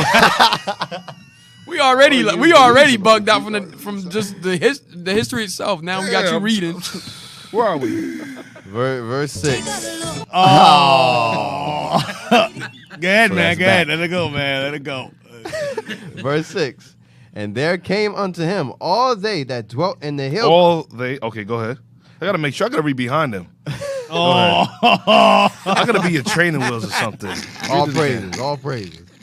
All they that dwelt in the hill country, and all that dwelt by Euphrates and Tigris, and Hydaspes, and the plain of Arioch, the king of the Elamians. and very many nations. Nigga, you're gonna be a stunt reader. Anytime you get to a big word, stunt reader. All praise. And very many nations. And very many nations of the sons of Kilad assembled themselves to the battle. Go ahead now. Go ahead. Verse 7. Go ahead. Then Nebuchadnezzar, king of the Assyrians, sent unto all that dwelt in Persia, and to all that dwelt westward, and to those that dwelt in Cilicia and Damascus, Syria, and Libanus, Lebanon, and to Libanus, and to Lebanon. The same thing. Yeah. Go ahead. And to all that dwelt upon the seacoast, and to these among the nations. And to those among the nations that were of Carmel, and Gilead, yep. and the higher Galilee, and the great plain of Esdraelon, and to all that were in Samaria, and the cities thereof, and beyond Jordan unto Jerusalem, and Bethany, and Calis, and Cadiz, and the river Egypt, and Tophnes, and Ramses, and all the land of Gezim, until ye come beyond Tabnis and Memphis, and to all the inhabitants of Egypt, until ye come to the border of Ethiopia. But all the inhabitants of the land made light of the commandment of Nebuchadnezzar, king of the Assyrians. They didn't take him seriously. Go ahead. Neither went they with him to the battle, for they were not afraid of him. Yea, he was before them as one man, and they sent away his ambassadors from them without effect, and with disgrace. Therefore Nebuchadnezzar was very angry with all this country, and swore by his throne and kingdom that he would surely be avenged upon all those coasts of Sicilia and Damascus and Syria, and that he would slay with the sword all the inhabitants of the land of Moab, and the children of Ammon, and all Judea, and all that were in Egypt, till ye come to the border of the two seas. Then he marched in battle array with his power against King Arphaxad. King Arphaxad goes back to Phaertes. Go ahead. In the 17th year. And he prevailed in his battle, for he overthrew all the power of Arphaxad and all of Arphaxad. Arphaxad and all his horsemen and all his chariots, and became lord of his cities. Where? And came unto Ecbatane, and took the towers, and spoiled the streets thereof, and turned the beauty thereof into shame. So where was Arphaxad killed? In Ecbatane, 522 BC. That's the same person. So Phaertes, that's the same guy, the usurper of that throne. Go ahead. He took also Arphaxad in the mountains of Rago, and smote him through with his darts, and destroyed him utterly that day. Right there. So, hold on. That was verse 15. I want that. So that's when he killed him, right? He killed Phaertes at that point. Now, read on, continue. Finish it up. So he returned afterward to Nineveh, both he and all his company of sundry nations, being a very great multitude of men of war. And there he took his ease, and banqueted, both he and his army, in 120 days. So he gained some kind of power, and that's when Darius had to take him out. So now, get Judith chapter 4. Because Judith is a long, I'm not reading the whole thing, it's a lot. So basically this guy, who ended up working under him was a man named Holofernes. Holofernes became his general, and Holofernes was raised up by Nebuchadnezzar III to overthrow, pretty much overthrow Israel. Because Israel, Israel became a target. So Judith was sent out by the Lord to raise her up to be sent out to basically seduce Holofernes and put him to death. So we're going to find out what time period this was. Get Judith chapter 4, verse 1. Judith chapter 4 and verse 1. Now the children of Israel that dwelt in Judea heard all that Holofernes, the chief captain of Nebuchadnezzar, king of the Assyrians, had done to the nations, and after what manner he had spoiled all their temples and brought them to naught. He was gaining power before Darius took him down. Go ahead. Therefore they were exceedingly afraid of him, and were troubled for Jerusalem, and for the temple of the Lord their God. And for the what? For the temple of the Lord their God. So the temple was standing at this time because it was finished. Go ahead. For they were newly returned from the captivity. Why? From what time? That's from during Cyrus's time. They were newly returned from their captivity of Babylon. This is Persian captivity. Go ahead. And all the people of Judea were lately gathered together, and the vessels, and the altar, and the house were sanctified after the profanation. Profanation after Babylon took it down and Edom helped. Go ahead. Therefore, they sent into all the coasts of Samaria and the villages, and to Bethoram, and Belmon, and Jericho, and Koba, and to Koba, and to Esarah, and to the valley of Salem, and possessed themselves beforehand of all the tops of the high mountains, and fortified the villages that were in them, and laid up victuals for the victuals. For the provision of war, for their fields were of late reaped. Also, Joachim, the high priest. Stop. Joachim, the high priest. Who was this Joachim? You read about him earlier in Ezra. Joachim was the son of Jesus. Joshua, the son of Josedek. This is Joshua's son here. He's the high priest now. Go ahead. Which was in those days in Jerusalem. Which was in those days in Jerusalem as the high priest. Go ahead. Wrote to them that dwelt in Bethulia, and to Bethel-Methium, which is over against Esdraelon, toward the open country. What verse is that you read? Verse 6. Go ahead, keep going. Toward the open country near to Dothaim, charging them to keep the passages of the hill country, for by them there was an entrance into Judea, and it was easy to stop them that would come up, because the passage was straight, for 2 men at the most. And the children of Israel did as Joachim the high priest had commanded them, with the ancients of all the people of Israel, which dwelt at Jerusalem. So you got Judith chapter 4, verse 8, right? Joachim. Get me Nehemiah 12. Nehemiah 12 and 10. Nehemiah 12 and 10. Nehemiah 12, 10. And we're going to jump to verse 26. Hold on, so let me get there with you. Yes, sir. Nehemiah 12 and 10. Go ahead. Nehemiah chapter 12 and verse 10. And Jeshua begot Joachim. Joachim also begot Eliashib. Jeshua begot who? Joachim. Joachim. It's the same guy. Go ahead. Joachim also begot Eliashib. And Eliashib begot Joiada. Jump to verse 26. Verse 26. These were in the days of Joachim, the son of Jeshua, the son of Josedek, and in the days of Nehemiah, the governor, and of Ezra, the priest, the scribe. See, these are in the days of Joachim, the son of Jeshua, the son of Josedek. It's the same person. See that? So it's Joachim. Letting you know that Joachim is the high priest at this point. All right? So that's the time frame. All right? So now, where we at? That was verse 8. Yeah.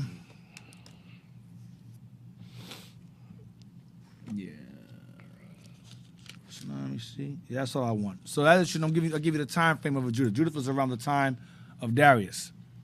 All right? That's the time frame. So now you know. So Arphaxad is Phraortes.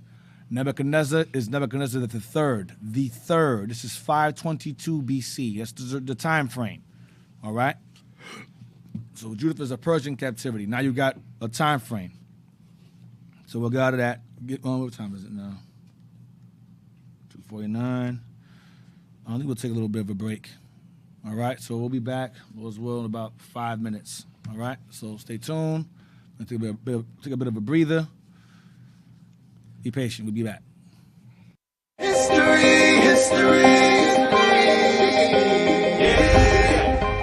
Shalom Israel, no son Christ blessed. Speaking at Don here of IUIC Philadelphia. You're tuned in to Our Hidden History Radio, where we go into deep understanding and history of who we are, according to the Bible, to hidden artifacts, to archaeology, to geography, all you can think of that shrouds around our history of the Bible. We go into it in depth. So Israel, like, subscribe, comment on our YouTube channel, Our Hidden History Radio. See you then. Shalom, no son Christ blessed. Do you know it? Do you know it? Oh yeah, oh yeah, yeah, yeah, yeah. Reverse sound. Sister Horella, you ready? How about you, Sister Judith? Hey, David, where you at? You ready, man? Israel, y'all ready? Hey, this an Israelite party, y'all. Let's get this party heated, man.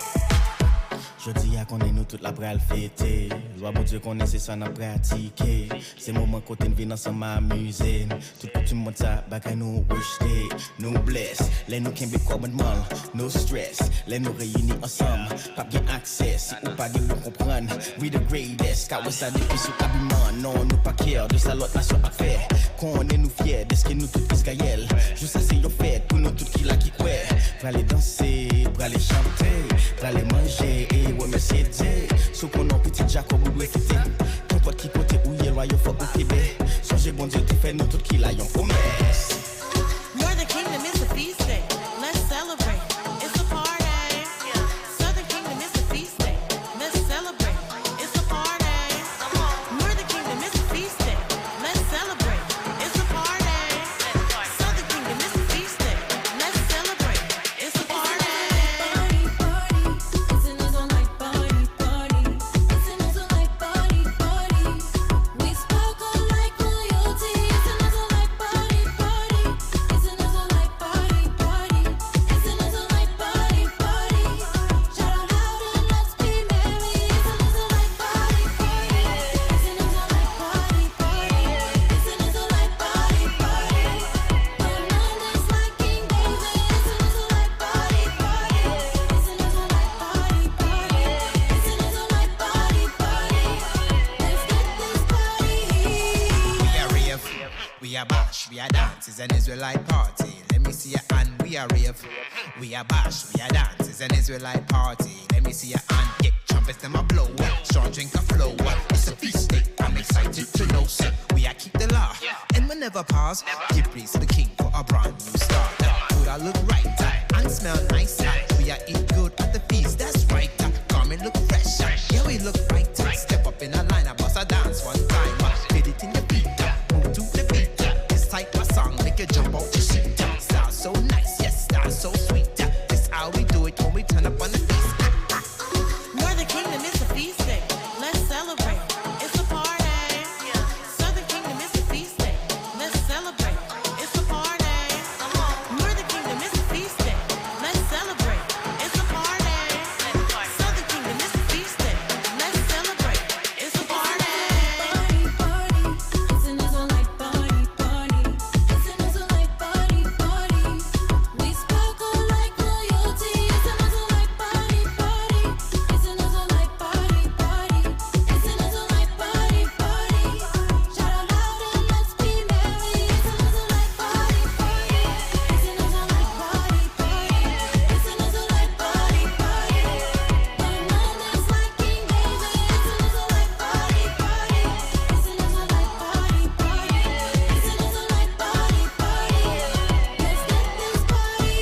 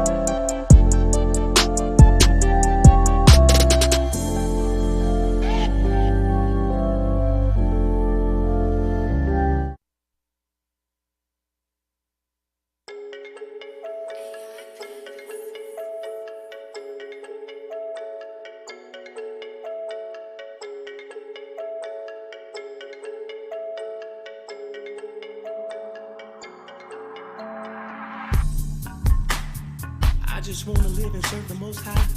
Yeah. That's the whole duty of man in this life. Yeah. I know I'm a soldier he put on the line. I'm ready to fight, yeah. Whoa. And they persecute me like I'm Jeremiah. That's what they do. His word is the truth and it goes like a fire. Destruction's coming very soon. I'm just warning you. This is how you love thy neighbor. They wanna see you fall. 'Cause they see you strong. They mad at us. Them haters mad. Them haters mad at us. Them haters mad. Them haters mad at us. Them haters mad. Them haters mad at us. Let's go. Them haters mad. People cry up. We go large, excel, go far, excel like a car, we accelerate. Push hard to the pedal brake, all for heaven's sake, to gold metal flakes on my head and face. I'm a specialized, weaponized, mechanized, set aside, son of God. And it may come a time, try to take one of mine, still we at a 10-10 like a number 9, never nervous. Haters make them mad on purpose, cause we in the streets where the curve is. They online where the nerds is. Let your clown make them short circuit. Please back, I'm allergic. Psalms 133, that's big unity, that's fervent. And we in the end, that's curtains. Workmen on the front line on purpose. See you fall. 'Cause they see you strong. I know them haters mad. Them haters mad at us. Them haters mad. Them haters mad at us. Them haters mad. Them haters mad at us. Hi haters, yeah. Still looking at me, don't watch me, watch TV. Deeps in the streets with the heat, and where a hater be, mad as hell and they see. They ain't never been me, so a hater can't speak. Hey, get like me, got works on works, y'all sleep on sleep. Eat meat, wanna be a beast. How you I see? We a nation of kings and priests, everything that we seem to be. If a hater got an issue, he can find us so easily. We in the streets where they need to be. Forget a PC, go hard on GP. It's innate when you believe. We sit through these fakers and laugh at these haters. It's pure motivation, more energy to achieve. See you fall. 'Cause they see you strong. I know them haters mad. Them haters mad. Them haters mad. They mad. They mad. Them haters mad. Cry up loud.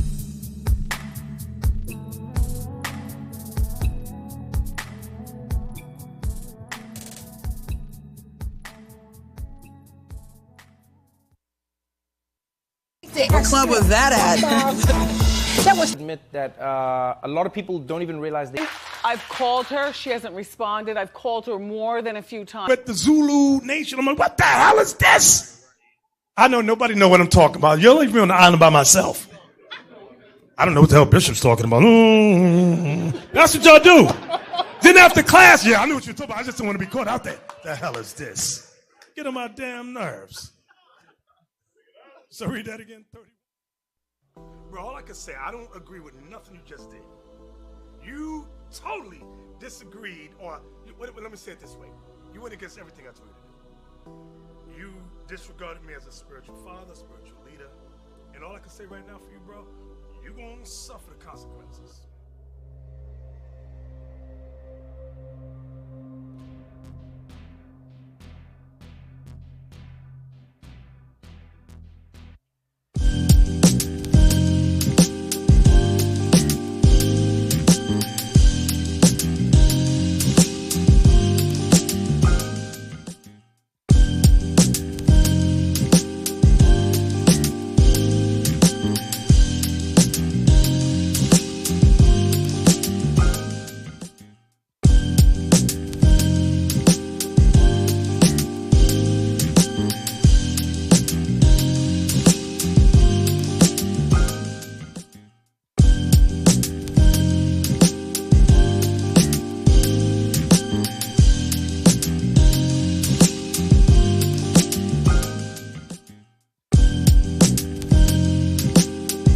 Wow.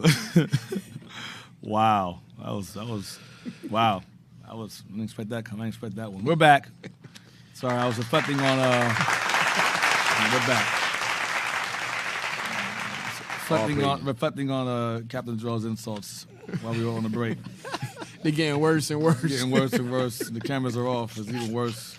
That's a setup, bro. If y'all think it's bad on camera, it's even worse off camera, I assure you. Yeah, brothers on the No, set there's crying. no limit to his madness. Pray for me. But the mad Titan over here, man. Just snapping feelings away. Yeah, Ezra chapter 6. Again, we're going to read verse 16 to 22 really quick. We read it before, but I want to read it again. So we read earlier in 15 that during his 6th year of his reign, the temple was complete. So read verse 16 to 22. Ezra chapter 6, you said 6 verse 16, correct? Yeah, the 22. And we All can right. jump to 7 verse 1. Ezra chapter 6 verse 16. And the children of Israel, the priests and the Levites, and the rest of the children of the captivity, kept the dedication of this house of God with, Of the house of God. Of this house of God, you're right. Of this house of God. Go ahead. with joy, and offered at the dedication of this house of God 100 bullocks, 200 rams, 400 lambs, and for a sin offering for all Israel, 12 he-goats, according to the number of the tribes of So Israel. the temple was dedicated a lot of times, not just one time. It was dedicated many times. That's where Hanukkah comes from. Go ahead. And they set the priests in their divisions, and the Levites in their courses, for the service of God, which is at Jerusalem, as it is written in the book of Moses. Go ahead. And the children of the captivity kept the Passover upon the 14th day of the first month. For the priests and the Levites were purified together. All of them were pure, and killed the Passover for all the children of the captivity, and for their brethren the priests, and for themselves. And the children of Israel, which were come again out of captivity, and all such as had separated themselves unto them from the filthiness of the heathen of the land, to seek the Lord God of Israel, did eat, and kept the feast of unleavened bread 7 days with joy, for the Lord have made them joyful, and turned the heart of the king of Assyria unto them, to strengthen their hands in the work of the house of God, the God of Israel. So the temple was complete. The temple was completed. And also, brother made an excellent point that Judith was one of the northern kingdom that returned during the time in Babylon. Remember it said that we shall, those who, in Ezra 1, chapter 1, verse 1 to 5, it says, all those that sought to seek the Lord. Seek the Lord. That's yours. Okay, you got 3. All right. Damn. That's yours. No, Cap, I'll take that one. I gave Deacons already from this side. I'll just wait for him to come back. Don't worry about it. Oh, those, I'll take it. Give me to me. Yeah, it might get you dirty. You don't touch at the top? Like, who does that? Touch the side. Oh, my God. No home training. Thank you, sir. Jesus Christ. Anyway. You might want to wipe the top a little bit. Yeah, you know what? Anyway, so Judith was one of the northern kingdoms that returned to the land of her inheritance. She returned. Now, remember, most of the northern kingdom came to this side of the world during that edict of King Cyrus. All right? Yo, Captain's terrible, man. He's just throwing me off. Just throwing me off, man. Yo, man. Oh my God. Yo. Yeah, Ezra chapter 7, verse 1. I'm sorry, D. It was like the whole top, like, So, wait. You want it? That's a setup, bro. Yo, he's like, here, Jazz, take some of my germs. You want some? You want some viruses? Yeah. My bad. There's a deadly disease going around this earth, and my man touching all the top here. I'm going to wipe all my COVID on man. Wow. Ezra 7 and 1? Yes, sir. Ezra chapter 7 and verse 1. Now after these things, in the reign of Artaxerxes, king of Persia, Ezra, the son of Sariah. Ezra what? The son of Sariah. Ezra, the son of Sariah. Remember, it said, Joshua, the son of Josedek, the son of Sarias. Sarias is Sariah. Go ahead, read again. Now after these things, in the reign of Artaxerxes, king of Persia, Ezra, the son of Sariah, the son of Azariah, the son of Hilkiah. So says Ezra, the son of Sariah. Ezra, the son of Sariah. Ezra, the son of Sariah. Get 1 Chronicles chapter 6, verse 1.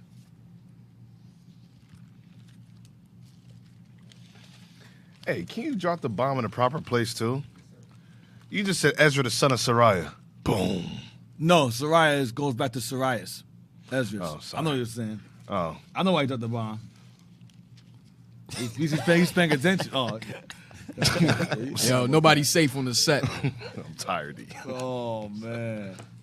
Nah, I got why he put the bomb there. It links together. But you didn't. I know what you mean. I know what you're talking about. You just read it. Nobody knows the link. How you gonna drop the bomb? Nobody knows what happened. He got it. That's why he dropped the bomb. Nah, he didn't get that. He didn't get it. You got to bring it out. Then he dropped the bomb. Oh, man. I tried, y'all. My man looking at our faces to see when the bomb should be dropped.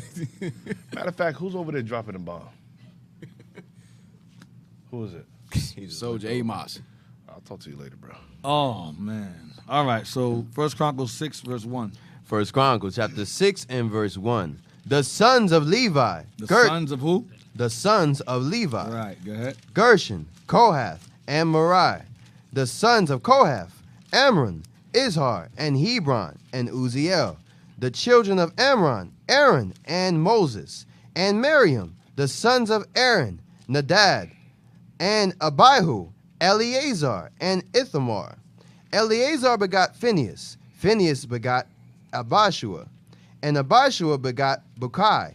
And Bukai begot Uzai. And Uzai begot Zechariah. And Zechariah begot Merioth. And Merioth begot Amariah. And Amariah begot Ahitub. And Ahitub begot Zadok. And Zadok begot Ahimaaz. And Ahimaaz begot Azariah. And Azariah begot Johanan. And Johanan begot Azariah. He it is that executed the priest's office in the temple that Solomon built in Jerusalem. Azariah, go ahead. And Azariah begot Amariah. And Amariah begot Ahitub. And Ahitub begot Zadok. And Zadok begot Shalom. And Shalom begot Hilkiah. Come on, you could do it. You could do it. You almost finished, bro. And Hilkiah begot Azariah. So Shalom begat Hilkiah. And Hilkiah begat Azariah. Go ahead. And Azariah begot Sariah. And Azariah begat Sariah. Go ahead. And Sariah begot Josedek. And Sariah begat Josedek. Now, Josedek is who? That's Joshua's father. That's Joshua's father. So Sariah begat Josedek. Go ahead.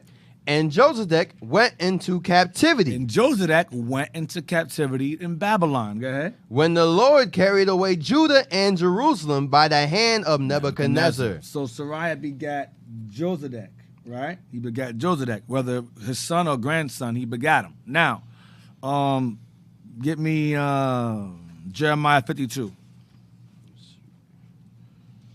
Jeremiah 52.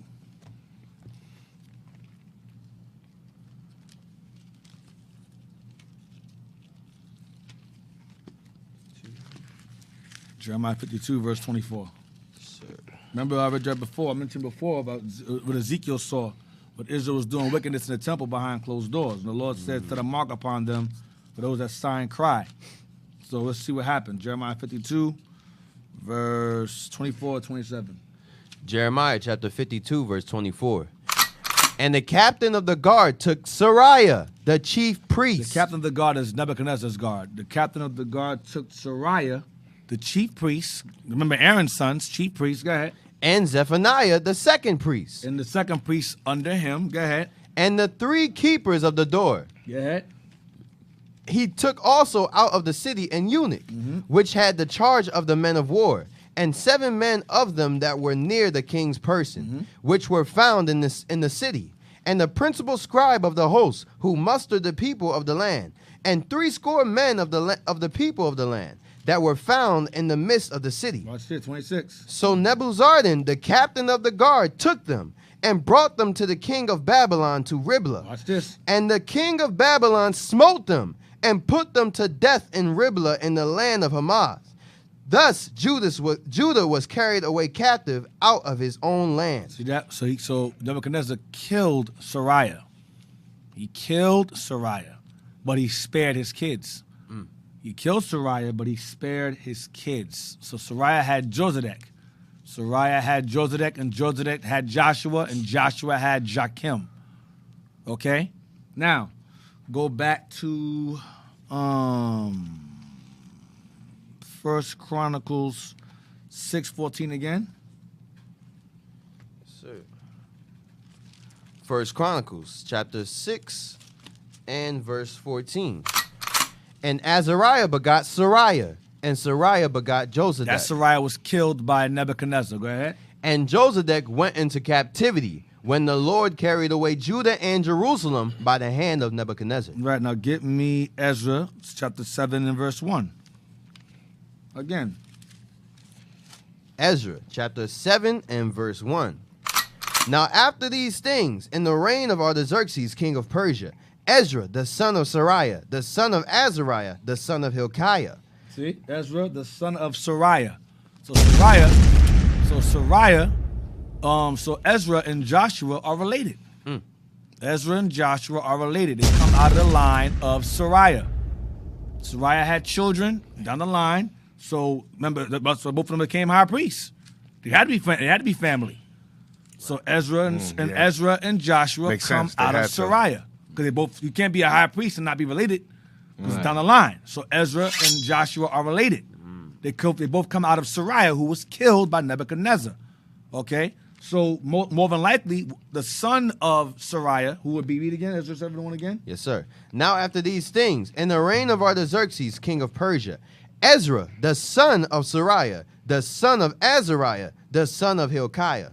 Keep going. The son of Shalom, the son of Zadok, the son of Ahitub, the son of Amariah, the son of Azariah, the son of Merath, the son of Zariah. Remember that? That's in Chronicles. Go ahead.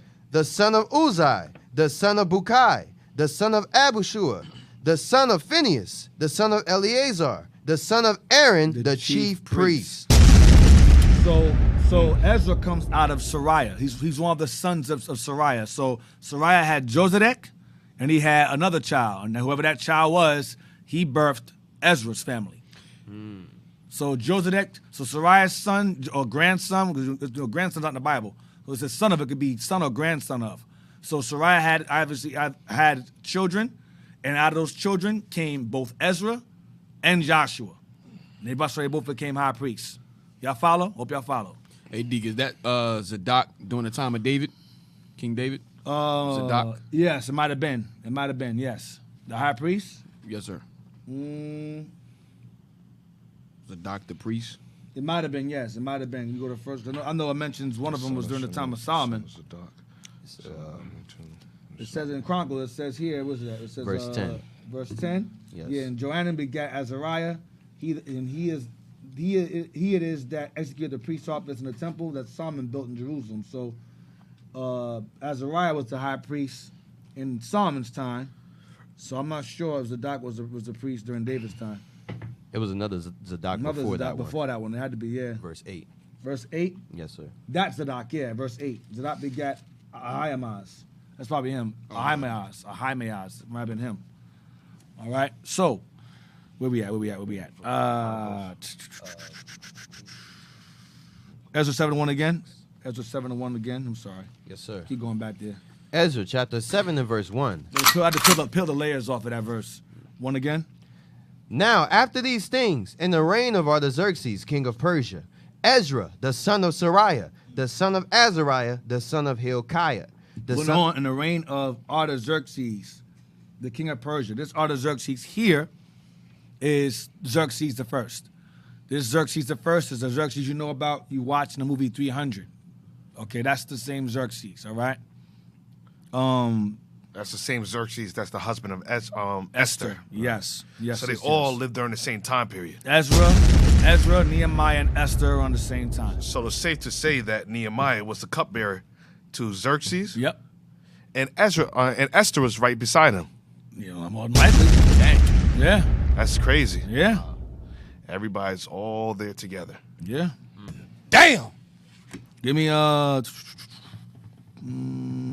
Xerxes. Give me Nelson's Bible maps again.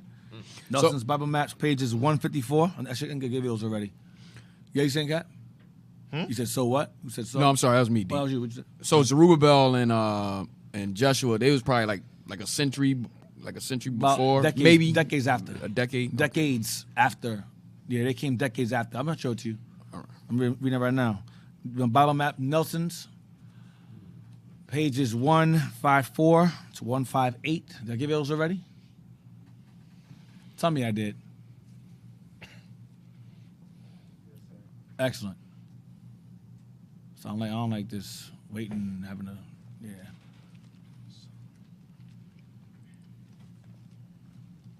What time is it? I got time to go over there. Let me see. I had time. All right, we got time. Hopefully. Let me see. You read that real fast. Ezra. Ezra continues the Old Testament narrative of 2 Chronicles by showing how God fulfills his promise to return his people to the land of promise after 70 years of exile. Israel's second exodus, this one from Babylon, is less impressive because only a remnant chooses to leave Babylon. Ezra relates the story of two returns from Babylon. The first led by Zerubbabel to rebuild the temple. Chapters 1 to 6. And the second under the leadership of Ezra to rebuild the spiritual condition of the people. Chapters 7 to 10. Ezra and Nehemiah were treated as a unit in the original Hebrew and in the Greek translation known as the Septuagint. The two were separated in the Latin translation, and English translations have likewise treated them as separate works. Right. So, for example, Ezra and Nehemiah is considered to be first Ezra and second Ezra. And then the Apocrypha is considered third Esdras and fourth Esdras. Go ahead. Although Ezra is not specifically mentioned as the author, he is certainly the best candidate. Yeah, they all say he wrote Ezra and Nehemiah. Well, I think Nehemiah wrote Nehemiah, but go ahead. Jewish tradition, the Talmud, attributes the book to Ezra, and portions of the work, chapter 7, verses 28 to chapter 9, verse 15, are written in the first person from Ezra's point of view. As in Chronicles, there is a strong priestly emphasis, and Ezra was a direct priestly descendant of Aaron through Eleazar, Phinehas, and Zadok. In chapter 7, 1 to 5. Right, we did that earlier. Go ahead. Date. Just as the Israelites were taken into exile in 3 successive stages, 605, 597, and 586 BC, they returned in 3 stages. The first occurred under the leadership of Zerubbabel, 538 BC. After a considerable delay, this return resulted in the rebuilding of the temple, 520 to 516 BC. Encouraged by the prophets Haggai and Zechariah, Ezra led the second return in the 7th year of Artaxerxes I, 458 BC. Nehemiah led the final return in the 20th year of Artaxerxes I. So Nehemiah led the what? Nehemiah led the final return in the 20th year of Artaxerxes I. So more of us came out of exile and during Artaxerxes I in 444 BC. In 444 BC. Chronologically, the events of the book of Esther occurred during a 10 to 12 year period, 483 to 473 BC. See the time? 40. What year is that? 483 to 473 BC. So Esther, 10 years. 10 years. So Esther is in between Nehemiah and Ezra. She's right there. So they're in the same time frame. Next page. Next page. Let me see that. Go back. Yeah. Go back. Let me see. Blow it up. See what we got here. Ezra at glance. You can't blow it up any more than this? All right, go to the next page. Blow it up. It's fine. That's fine. Right there's good. What's that say? What's that say right there? Events of the book of Esther from 483. No, I'm sorry. I'm reading. You want me to read it from the bottom? How it go from? No, the top part. What does that say up there? Top. Oh, events of the book of Esther 483 to 471 BC, and events of the book of Nehemiah from 445 to 425 BC. And then you got events of the book of Ezra from 538 to 458 BC. So it's giving you a timeline right there of the things that took place. Go down. Read on. Ezra, if he in fact is the author, compiler, probably wrote this book between 457 BC, the events of chapters 7 to 10, and 444 BC. Nehemiah's arrival in Jerusalem. During the period covered by the book of Ezra, Gautama Buddha, 560 to 480 BC, was in India. Confucius, 551 to 479 BC, was in China. And Socrates, 470 to 399 BC, was in Greece. These guys were around during this time. Go ahead. themes, and literary structure. Ezra relates the first two returns from Babylon. The first led by Zerubbabel and the second led decades later by Ezra. Its two divisions are the restoration of the temple, chapters 1 to 6, and the reformation of the people, chapters 7 to 10. The basic theme of Ezra is restoration. The restoration of the temple and the spiritual, moral, and social restoration of the returned remnant in Jerusalem under the leadership of Zerubbabel and Ezra. See that? So to start off first is a physical restoration of the temple, and then Ezra and them came along and did a spiritual restoration of the people. Christ, the same thing. Spiritual restoration of the people, and likewise today we are in the midst of a spiritual restoration of our people, even so today. Go ahead. Both are undertaken despite opposition and difficulty. Same thing today. We undertake this mission despite opposition and difficulty. The same thing falls on us today. Go ahead. The restoration of temple and people require a reassertion of the distinctive identity of Israel. This is page 156? Yes, sir. Keep going. Excuse me. The restoration of temple and people require a reassertion of the distinctive identity of Israel and her faith, together with separation from other peoples and pagan beliefs. We had it again? The restoration? The restoration of temple and people require a reassertion of the distinctive identity of Israel and her faith. So the restoration of the temple and people required a what? Required a reassertion. Required a reassertion of what? Of the distinctive identity of Israel and her faith. So what helps restore our people is a distinct identity and your faith. Go ahead. Together. Together with what? With separation from other peoples and pagan beliefs. That's how you restore Israel back. Give them their distinct identity and their faith in Christ today, and to separate from other people and their pagan beliefs. That's your Halloween today. I ain't leaving that out. That's your Christmas. That's your New Year's. That's your birthdays. Your wedding rings. Right. Your New Year's. Your Thanksgivings. Speak your truth. Oh, you try to encourage me to say mean Go things. on, Deacon. Keep going, Deacon. Keep going. We don't. No, Deacon, you're not done. I'm not gonna phone to you. You say you're not done. All of that stuff, man. You gotta give it all that stuff. That's how you restore the people back, by giving them the distinct identity, their faith, and separating from the other people and their pagan beliefs. That's Christianity too. Go ahead. This restoration was taking place in the context of the Persian Empire, in which the dominant religious tendency was the merging of religious beliefs into one. Read it again? Whoa. This restoration was taking place in the context of the Persian Empire. In the context of the Persian Empire, go ahead. In which the dominant religious tendency was the merging of religious beliefs into one. So in Persia, everyone had to believe in the same thing. They merged all religions into one. Like, for example, I'll give you a prime example. People who celebrate, like, you have people who are in Christianity, right? Christianity. People who are in Christianity, they worship all kinds of different gods. All the people who worship different gods, they all share the same relationship. They're all one. It's like today. It's all one. It's all merged together. Like, for example, Christianity is a mixture of all religions. Because when you examine Christianity, she has Christmas. That's Babylonian. When you examine Christianity, she celebrates Halloween. That's a druid. That's a Druidism. Then witchcraft. That's merged in. You have New Year's. That's Babylonian too. Okay? America says that you have freedom of religion. That's Persia. Persia gave you freedom of religion.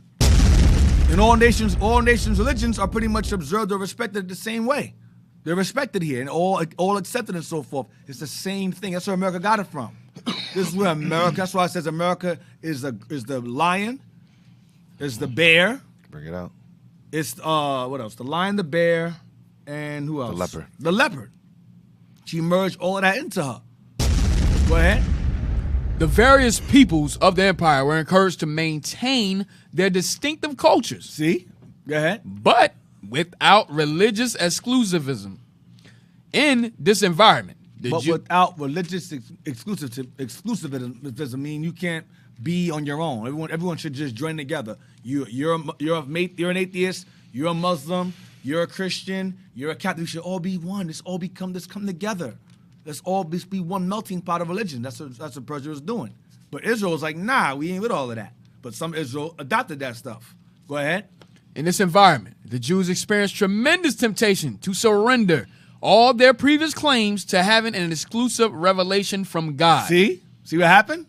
It says this. The Jews were experienced tremendous temptation to surrender what all their previous claims to having an exclusive revelation from God. Mean being an exclusive people, because if everyone's all one, it's America.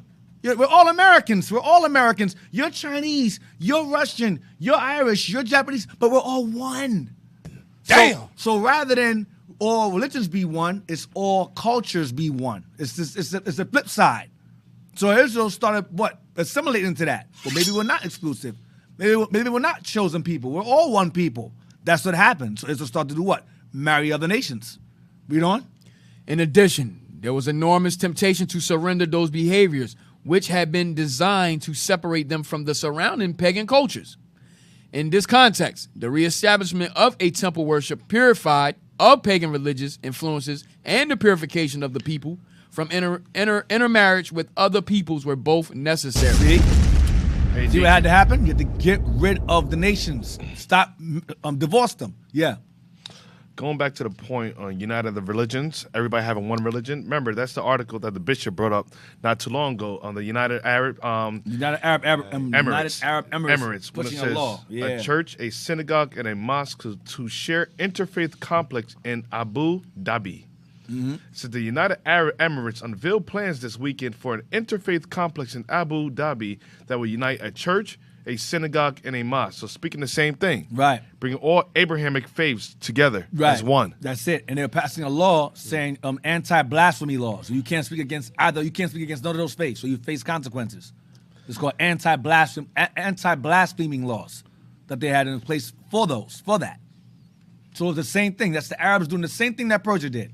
Doing the exact same thing. And guess what both Persians and Muslims and Arabs tend to be? Muslim. Read that? Read the bottom part.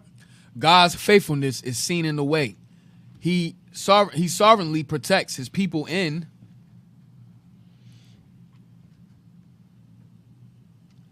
the midst of a powerful empire while they are in captivity. The Lord tends to protect his people while they are under a powerful empire in captivity, like this one. Go ahead. They prosper in their exile. They prosper in their captivity, in their exile. Go ahead. And God raises up pagan kings who are sympathetic to their cause. See that? And God raises up kings who are sympathetic to their religious beliefs and allow them to be themselves, like Cyrus was, like Nebuchadnezzar was. Go ahead. And encourage them to rebuild their homeland.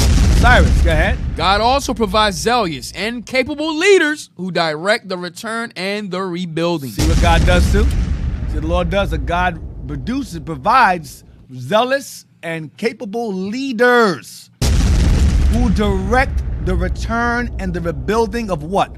Of the place and the people.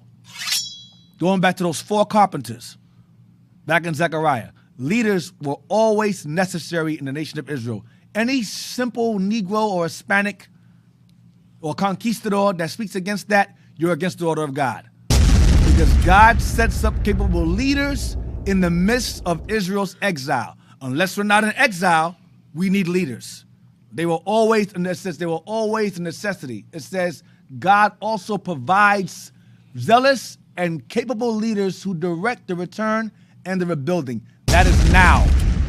That's right. In every captivity, leaders are required. Leaders are not a freaking alternative. They are a necessity. Right. And Deacon, It ultimately comes down to the spirit of preeminence and vainglory because a lot of these brothers, like I said, just like during the time of the Roman captivity, you have Christ as well as the 12 disciples and their disciples, the apostles, as well as their disciples that were raised up to lead the people, guide the people. But what do you have? You have wicked Pharisees amongst our people, right. Envious, vainglorious, try to lead the people away. Say, these are not the teachers. These are not your leaders. Trying to bring them back into the world, animal sacrifice, just like today. They see the bishop, they see the deacons, the captains raising up, and they say, wait a minute, why is it that because I don't have the same spirit, I don't have the same capability to be able to guide and lead the people and instruct them biblically, because people think that you're a leader based upon how much evil you can speak against the leadership, how much dirt you could try to find, how much sin you could try to reveal. Can you get Sirach chapter 44, verse 4? The Bible gives a clear, distinctive guideline of what a leader is, what to look for a leader. Let me see page 158 also. She was on there real fast. Oh, it's the bottom of that right there. Okay. Real quick, before you get that, read the bottom of this real fast. Read the bottom of this real fast, Jez, this bottom part, and then 158, and we can read Sirach 44 to close it out. The return from exile. When Cyrus the Persian captured Babylon in 539 BC, government controls on captive peoples were loosened, and the way was open for exiled Judah to begin the return to her homeland. And remnants of Northern Kingdom. Remnants of Northern Kingdom, go ahead. Like Judith and Anna and so forth, and Tobit, go ahead. The ascension and victory of Cyrus fulfilled the prophecy of Isaiah, chapter 44, verses 28 to chapter 45, verses 4. Go ahead. 3 major expeditions made the journey. Go ahead. Made the journey. One in 538 to 537 BC under Zerubbabel. The second under Ezra in 458 BC. And the last under Nehemiah in 444 BC. Three different returns from exile. You see the trail there? The route of Jews returned from exile. And those who chose not to return, a lot of them stayed over in Spain. Okay? They stayed in Spain, they stayed in different parts of Africa, but a lot of us, remembrance of us, 3 waves of us, recorded waves of us returned during Zerubbabel's time, Ezra's time, and Nehemiah's time. So get Sirach 44, Cap was asking for. Yes, sir. Regarding leadership. Sirach chapter 44 and verse 4. Leaders of the people, by their counsels and by their knowledge of learning, meet for the people. So it says, leaders of the people by their counsel. In order to lead a people, you have to know how to lead a people. There's instructions that are set up, because think about it. We don't know how to properly lead the people. Everything that we know is what America taught us. America taught us to destroy our people. They taught us to be individuals. They taught us to be selfish. So self-serving. So the Bible says leaders of the people by their counsels. They will have the understanding, the wisdom, and the knowledge to go into the Bible and to unify the people. What unifies the people? The laws of God. That's right. Thou shalt not kill. Thou shalt not steal. Thou shalt not commit adultery. Applying the laws of marriage. Building the black house again. So these people have the wisdom and knowledge how to build a family, how to build men, how to build women, how to build children. And from there you have a nation. How to instruct them, how to bring back nationhood, how to bring back their holidays, their customs, their culture, the dietary laws, the clothing that they used to wear, what their fathers look like, their ancestors. So all this, you have to have the knowledge and wisdom of the Bible in order to properly guide it. A lot of these, excuse me, I was going to go on a tangent. Yeah. It's a lot of words I don't like to use. A lot of these people. All right, thank you, Deacon. I was looking for the words. A lot of these people. Bring it up. Speak your truth, Cap. Bring it out. Yo. Speak your truth. Man, a lot of these wicked niggas, man. I'm telling you, man. That's a lot of these no good crab in the barrels. Right. Cockroaches. A lot of these bed bugs. Right. A lot of these crabs. Bring it a up. lot of these lobsters. Right. Oh, there you gosh. go. A lot of these porch monkeys. A lot of these brothers, man. I don't even know what I was saying now. Bring it up. Read it again. Yes, sir. Sirach chapter 44 verse 4. Leaders of the people by their counsels. Because they see the spirit on the bishops. They see the spirit of the deacons. They see them having the ability to gather people. The charisma. Just like Malcolm had it, Martin Luther King had it. The same spirit that's on the bishops, but on a higher level. Because this time, Christ is dealing with the bishop as well as the deacons. They're able to properly guide us in the plagues to come. What are these niggas doing? They on this couch speaking wickedness or making funny memes about, oh, IUIC destroyed my life. No, you destroyed your life. Right. We don't destroy your life. You destroy your life. Right. Only thing we do is give you the wisdom of understanding the scriptures, and it's up to you to apply it to your life. That's right. What you do with the sword depends on you. So read on. And by their knowledge of learning, meat for the people. And by their knowledge of learning, meat for the people. Over hundreds of years of learning. For the bishop been in the truth over 30 years. Deacon's been in the truth about 19 years, right, Deacon? Yeah, About 19 years. It says, and by their knowledge of learning, meat for the people. Who else could go through the history like this? Who's able to go, things that scholars don't even know. Not 15, 16 years. I'm sorry. About 15, 60 years. Still, more than any other of us. Right. So the Most High brought them in the truth to have the ability to go through the history to guide us. Because prior to this, a lot of you in Northern Kingdom will be still in the world doing a damn merengue. Right. Salsa. Right. Doing the two-step side of side. Bring it out. Oh, my God. So if it wasn't for the knowledge brought out, a lot of you be still in the world with a disco ball. Go on. Wise and eloquent in their instructions. Hopefully I didn't offend anybody. Wise and eloquent in their instructions. So wise and eloquent in instructing us. They know how to verbally communicate what the Bible is trying to indicate. Right. Well, what I do, Deke? We're going to end it on that. Shout outs to the breakfast team. Food was excellent. I'm full. I'm burping everywhere. Shout outs to the IT team. They're dropping bombs at the right and wrong time at the same time. And shout outs to Abaddon for misreading things and reading good at the same time. Anytime, D. All praise. Yeah, shout outs to that. All praise to the Lord. It was excellent. I enjoyed myself today. Hopefully y'all enjoyed this class as well. Lord's will next week we'll take texts and phone calls. I want to just get through this real fast. So Lord's will, since I have little here left, I guess I'll take time to answer questions regarding today's class and next week's class, so you can text us and call us. Lord's will. All right? Hey, you know what we need? We need a Speak Your Truth segment, music segment. You do not need that because we'll just go on the tangent of anger and curse everybody, call everybody nigga for like two hours. Yeah, we just for that, we need it, D. Yeah, we need a Just centralized Speak Your Truth. Just for that. Wow. Okay. Background music. Wow. For the deacon. Wow. A little encouragement. Wow. Okay. So the wings can properly come out. No, gosh. All right. So they can go to that dark place. I'm here to bring you out, deacon. I'm here to bring the darkness There's out. another side. That's right. That place is scary. I don't like it. Say it's scary. Like it's a scary place, man. All praise to the Lord. So hopefully y'all enjoyed this class. Lord's, we're looking forward to any announcements. Yes, sir. Hey, Israel, let's give Deacon another hand for that class. Back to back. Sabbath was fire and come back Sunday bringing the heat. So all praise to the Lord. Israel, if you want to go back and watch all the classes that Deacon has done, all his content is on our YouTube channel, Our Hidden History Radio. What the hell's a channel? The hell is a Oh, you heard that? I'm tired too, Deacon. That's that demon on this show that's speaking for him. Bro. All praise. Yeah, that thing is sickening. I ain't gonna lie, bro. I've been sitting here the whole time. Afflicted. Oh, my God. Oppressed. We said channel, Captain Jerome looked at me like. Yo, I'm trying to hold my cool. Damn. We almost done. Come on, man. We gonna make it, man. We gonna make it. All praise. We gotta play our summer jackets, man. We gonna make it. Yo, help me. Help you.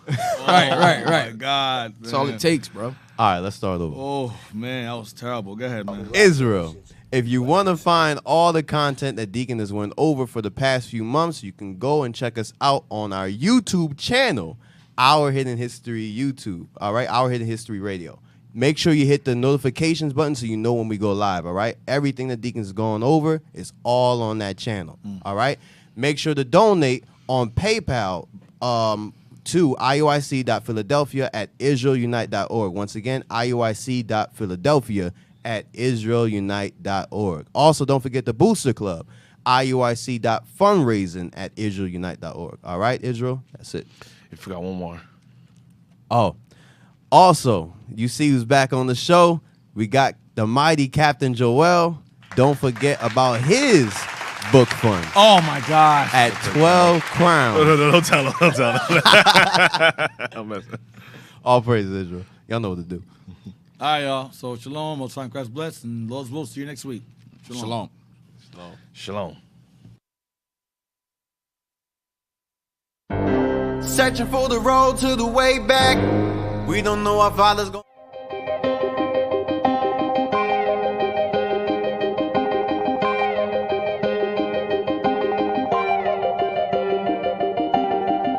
Searching for the road to the way back. We don't know our Father's going way back. Do you know it? Do you know it? Oh yeah. Oh yeah, yeah, yeah, yeah. We the chosen people, you say no way. Your enemies been teaching